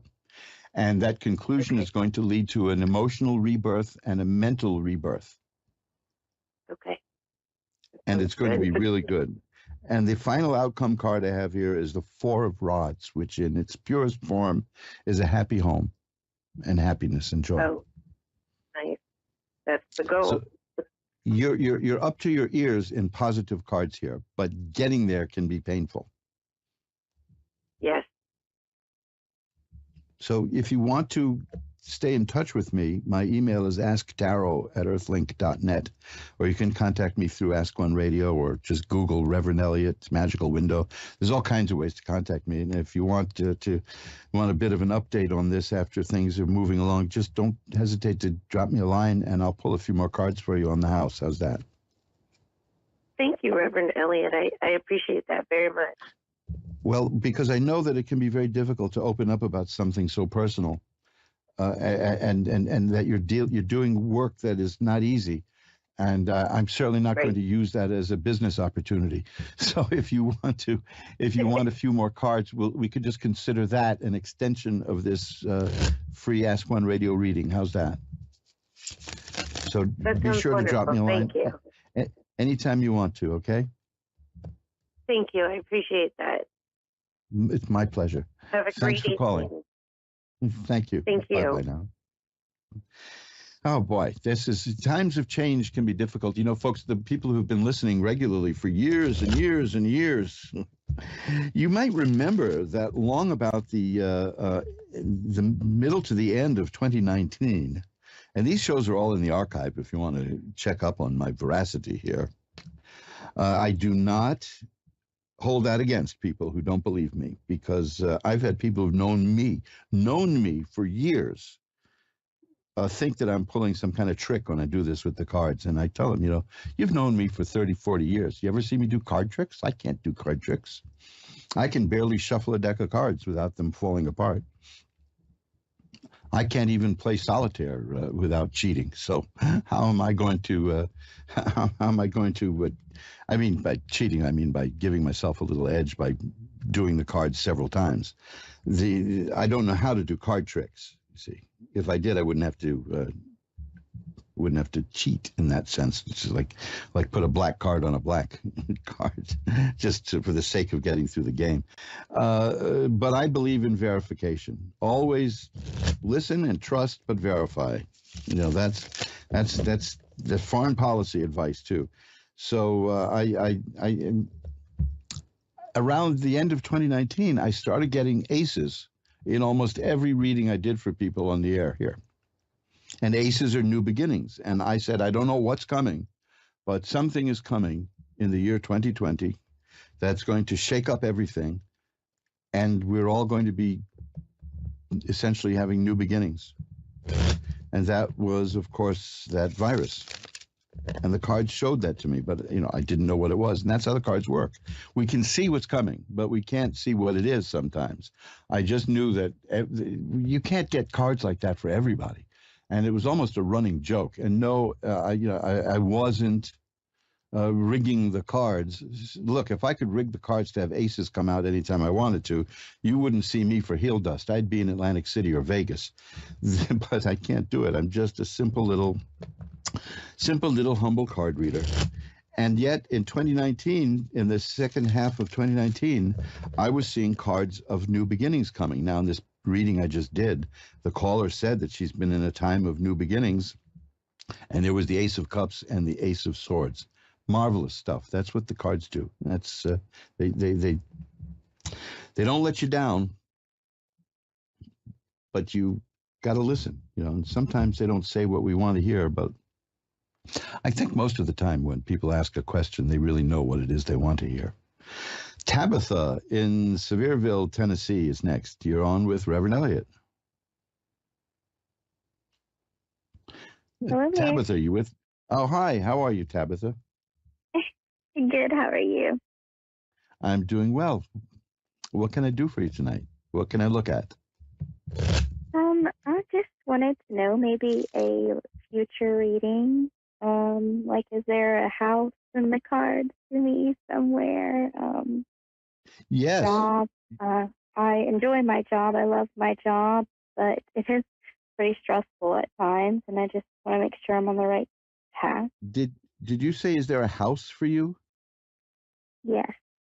Because I got the same, I shuffled the cards up, but this is the card that I ended the last reading with. It came up again, the Four of Rods, and that refers to a happy home. That's why I said yes, so unreservedly. Yes, there's that card relate. You asked if there's a house coming, and well, you don't want a house coming. That might indicate a tornado. But you said there is a happy home in your future. Absolutely. Now, do you want to look at work and see what's going on there? Yeah, that'd be great. Okay. Well, let's see now. I'll shuffle them up a bit. Well, I'm seeing. I had this card earlier, the Three of Coins. That's about doing a job well, and that leads to a project that's going to be completed, and that leads to something else. It's a very specific thing. But the Nine of Rods is here. The Nine of Rods is about a person who's in a kind of a tough situation where things can be difficult, but the person is very experienced and can handle it. You know, it's about being able to brush away obstacles. You know, there's people who are putting obstacles in your path at work, right? Oh, yeah, always. Well, but this is showing me that you can handle it. You may not like handling it, but it's showing me that you can handle it. And here's another card of rods, which I had earlier, too, the Six of Rods. That's a card of success and triumph. So I think you're going to do well with that. That's followed by the Sun, which is guaranteed happiness and health and growth. And it's nice. Now, you're overworking yourself. Do you get that feeling? Yes, I do, but it's more of like I can't help it. It's more of a not enough. Well, the card I have is the Ten of Rods, and that is about overburdening yourself. So at least you're aware of it. So you know you can pull back at time if you need to. I'm seeing that you're in a stressful environment, but I've also got the Ace of Rods here, which is about a new job. Are you looking for something new? I'm not, at this moment, and it's more of like I was not sure if I wanted like a whole new area, like a whole new beginning. And well, the Ace of Rods is about something new in work. And so I wouldn't be surprised if a new job offer becomes clear to you. Oh, you're the High Priestess card I have here. You're a very spiritual, intuitive person, aren't you? I don't know per se. Like I would like to think so, maybe. Well, I feel like my job is kind of healing in ways, but. Well, the cards are telling me that you are an intuitive person, so I'll go with that. But yeah, I do see something new coming your way, and it's coming soon. Yeah. And it's going to lead to more money. Good. See, what I've got here is the Wheel of Fortune. That means the situation that you're in now is going to change. Now, of course, people like to hear that, and then they immediately say, wait, change for the better or what, right? But the next card is the Six of Coins, and that's a card where somebody's handing you money. So it's going to change in a way that's financially more rewarding for you. So keep an eye out for an opportunity. It doesn't necessarily mean a job somewhere else. It could be something opening up where you are, or a new project. That was the Three of Coins, which I had earlier for someone else. There could be a project coming along within your work now, a temporary project that needs to be done, and you'll do it, and you'll do it well, and you'll be rewarded for that.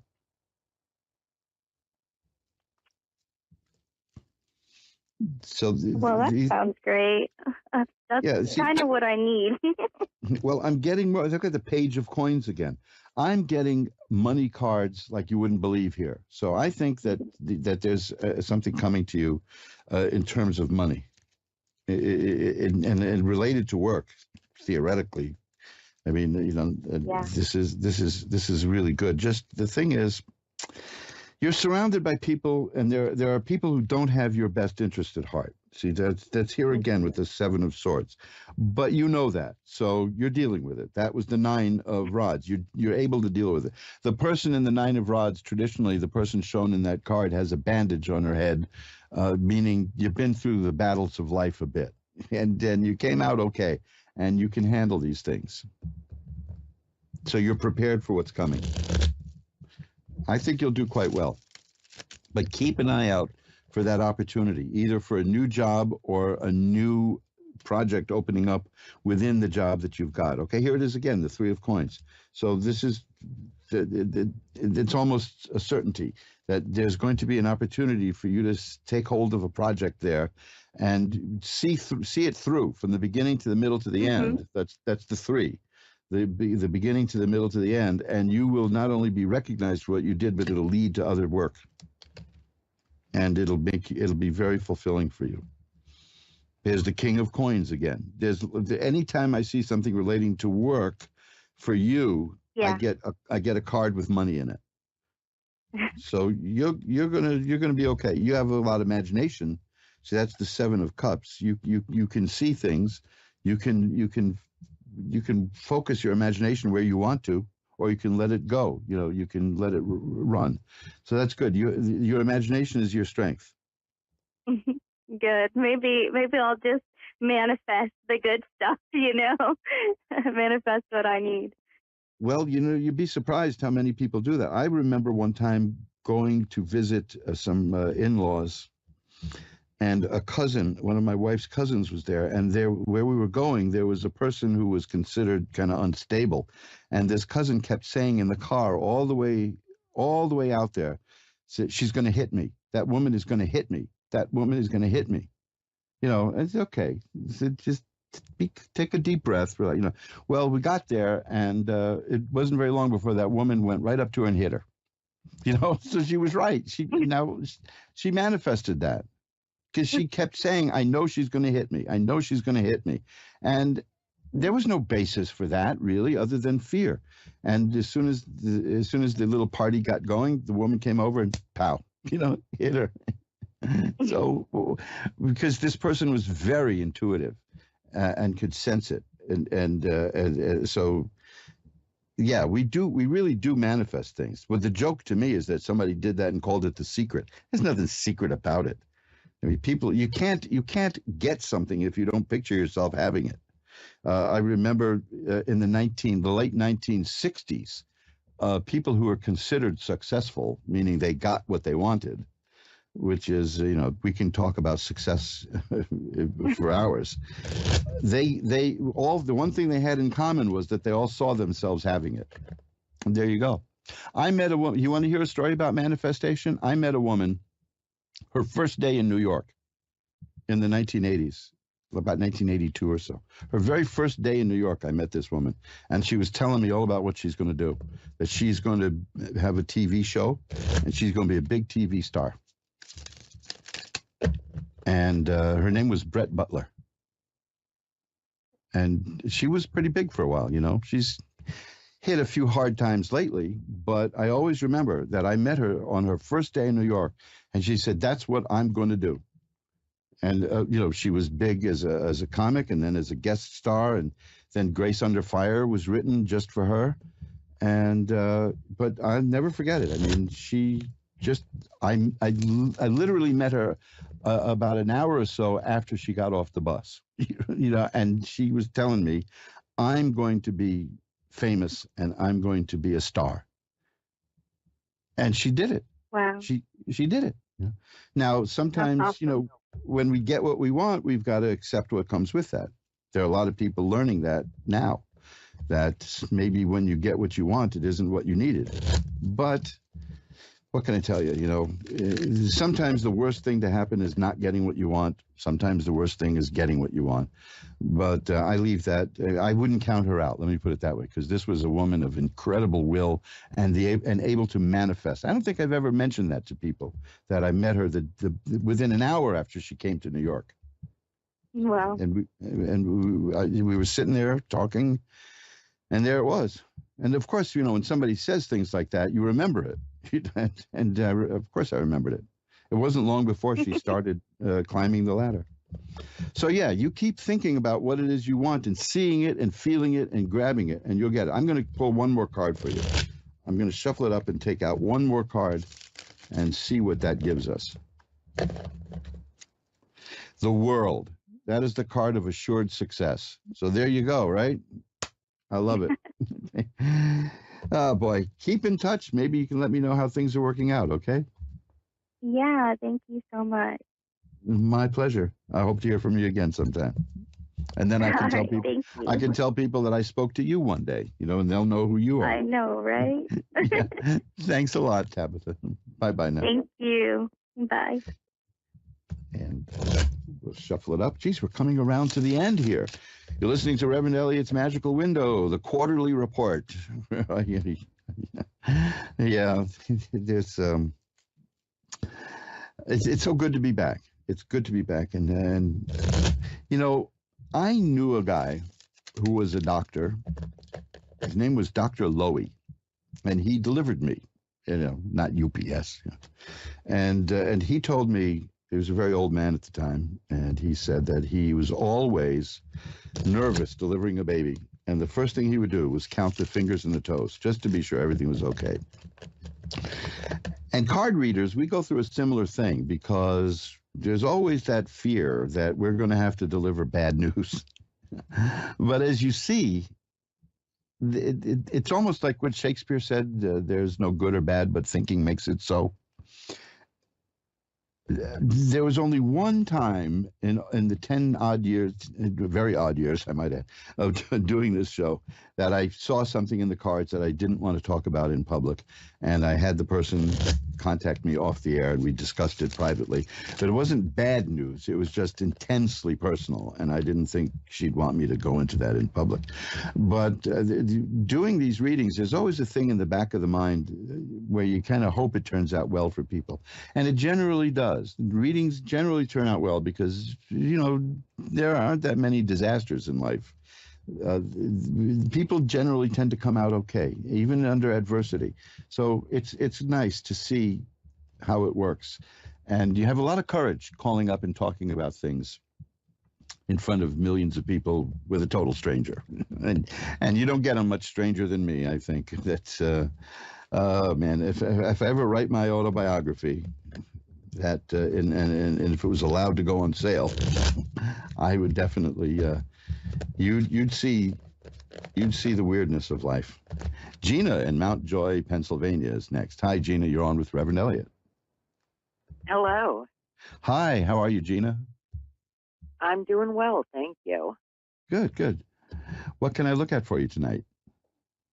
Okay. I would just say that these past few years, that just about anything you could go through, I've been going through. It's just like in all areas of my life, it's like the whole world has been turned upside down, and I'm finding let me tell my you, way again. And the first card I got here is the tower struck by lightning. I had that earlier for somebody, and that is, you just described that card. That is a sudden, abrupt change that turns everything upside down. Yeah, you've been, if you hadn't told me, I would have asked you if you've been through a period like that. So yeah, that takes a lot of work. That's difficult times. I've got a card here, the Four of Swords, which tells me that things have been relatively calm lately. Is that so? Calmer than they've been these, prior in these past few years. Yes, right now. Yeah, well, yeah. The key word. The key word is relatively. Yeah, but that's good. That's a card about taking a time out and kind of like resting in a way, and it's good. I see that there's been sadness. I see there's been troubles, and mostly I see a card here of great sadness. But I do see you working through that. I mean, here's the Magician card, for instance. This is a card of somebody who can take spiritual power from above and use it here on earth. The Justice card is here. You have been dealt a blow. You've been treated unjustly, and it will be resolved. You will have justice. You have been treated unjustly. Am I right? Yes. Okay, because that's the card here. Regular listeners will know that that card rarely comes up. So you're coming out of a bad time here, but the key is coming out, right? Coming out of it. The Fool card is here. Now I want you to pay attention to that, because there are times when things are going to look bad for you, and it can be very depressing. The Fool card represents the person who is the beloved of God. The person who gets the card of the Fool, if there's any negative cards in the reading, they're overturned by that card. This is a person with spiritual protection. Now, the Magician showed me that you have spiritual powers, but this is a card of spiritual protection, that you have great spiritual protection. So you're going through an ordeal, and we can only hope that it's for a purpose, right? I hope so. Yes. Well, you're bearing up well, and and here's another one, the Six of Rods. The third time tonight I got that card. That means you're going to succeed. That's a card of not just success but triumph. You're going to succeed over all these obstacles. I see that here. But just remember, it can be extremely difficult. That's the problem.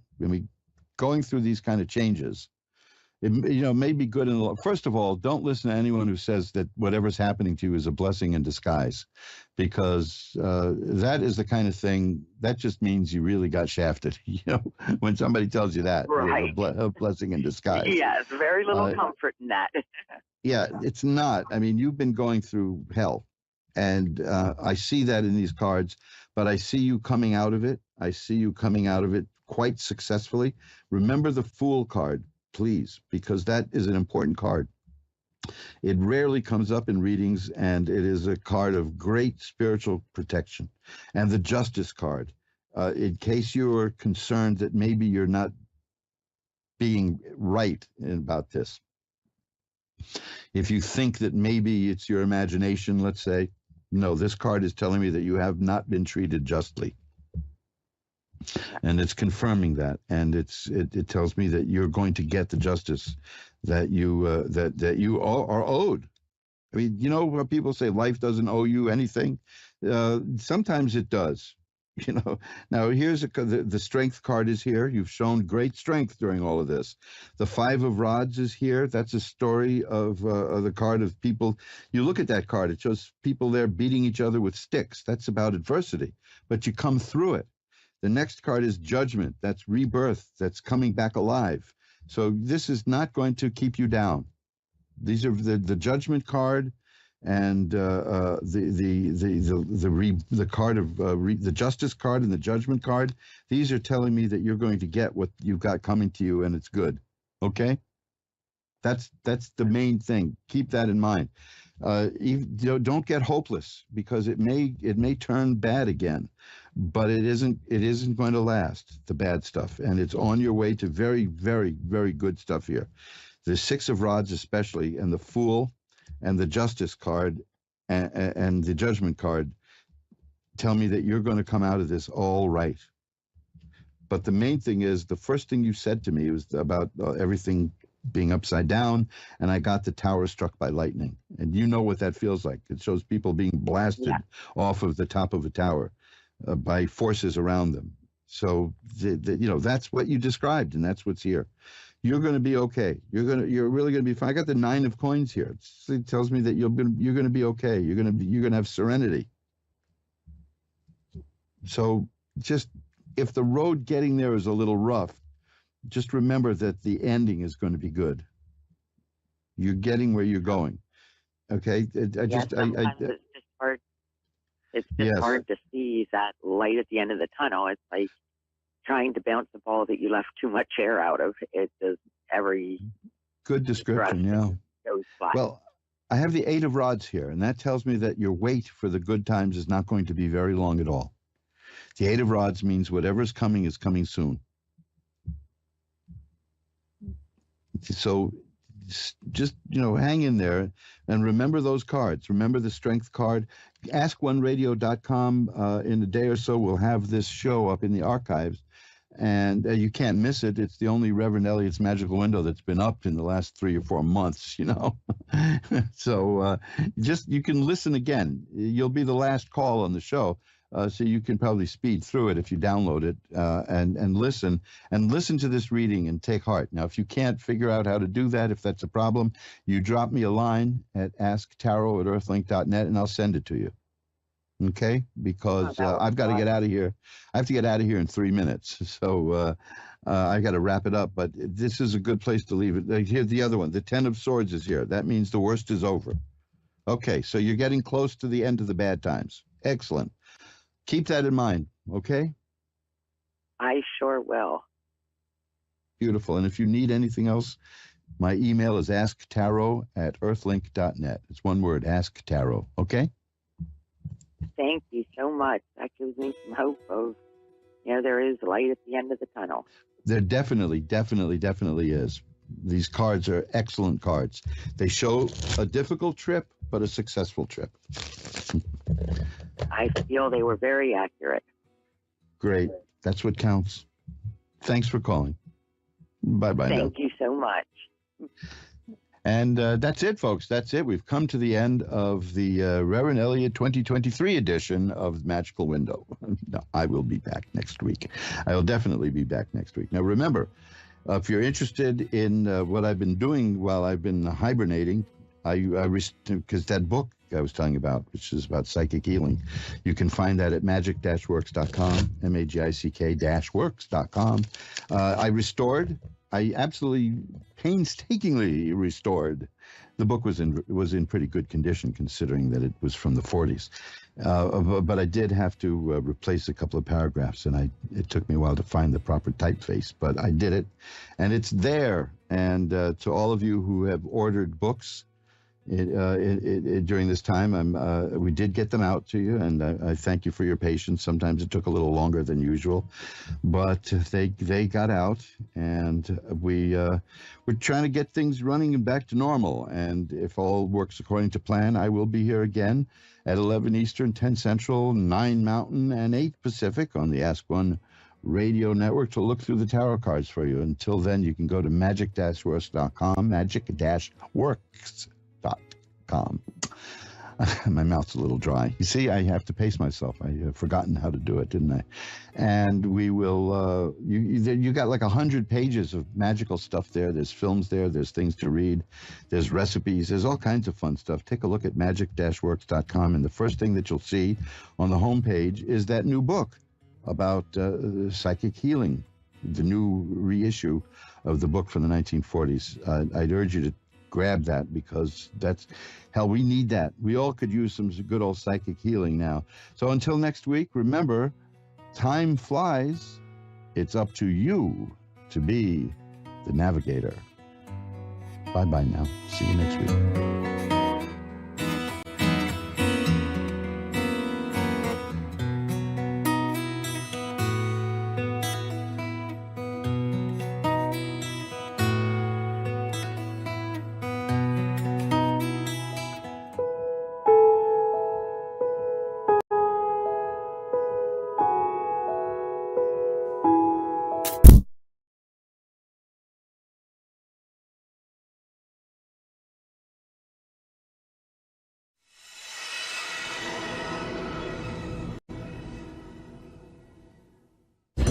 Hello, everyone. Welcome to Soul Tea with me. So thank you for joining me. I just want to welcome everyone to the show. I am going to take one call tonight, but I did want to go over some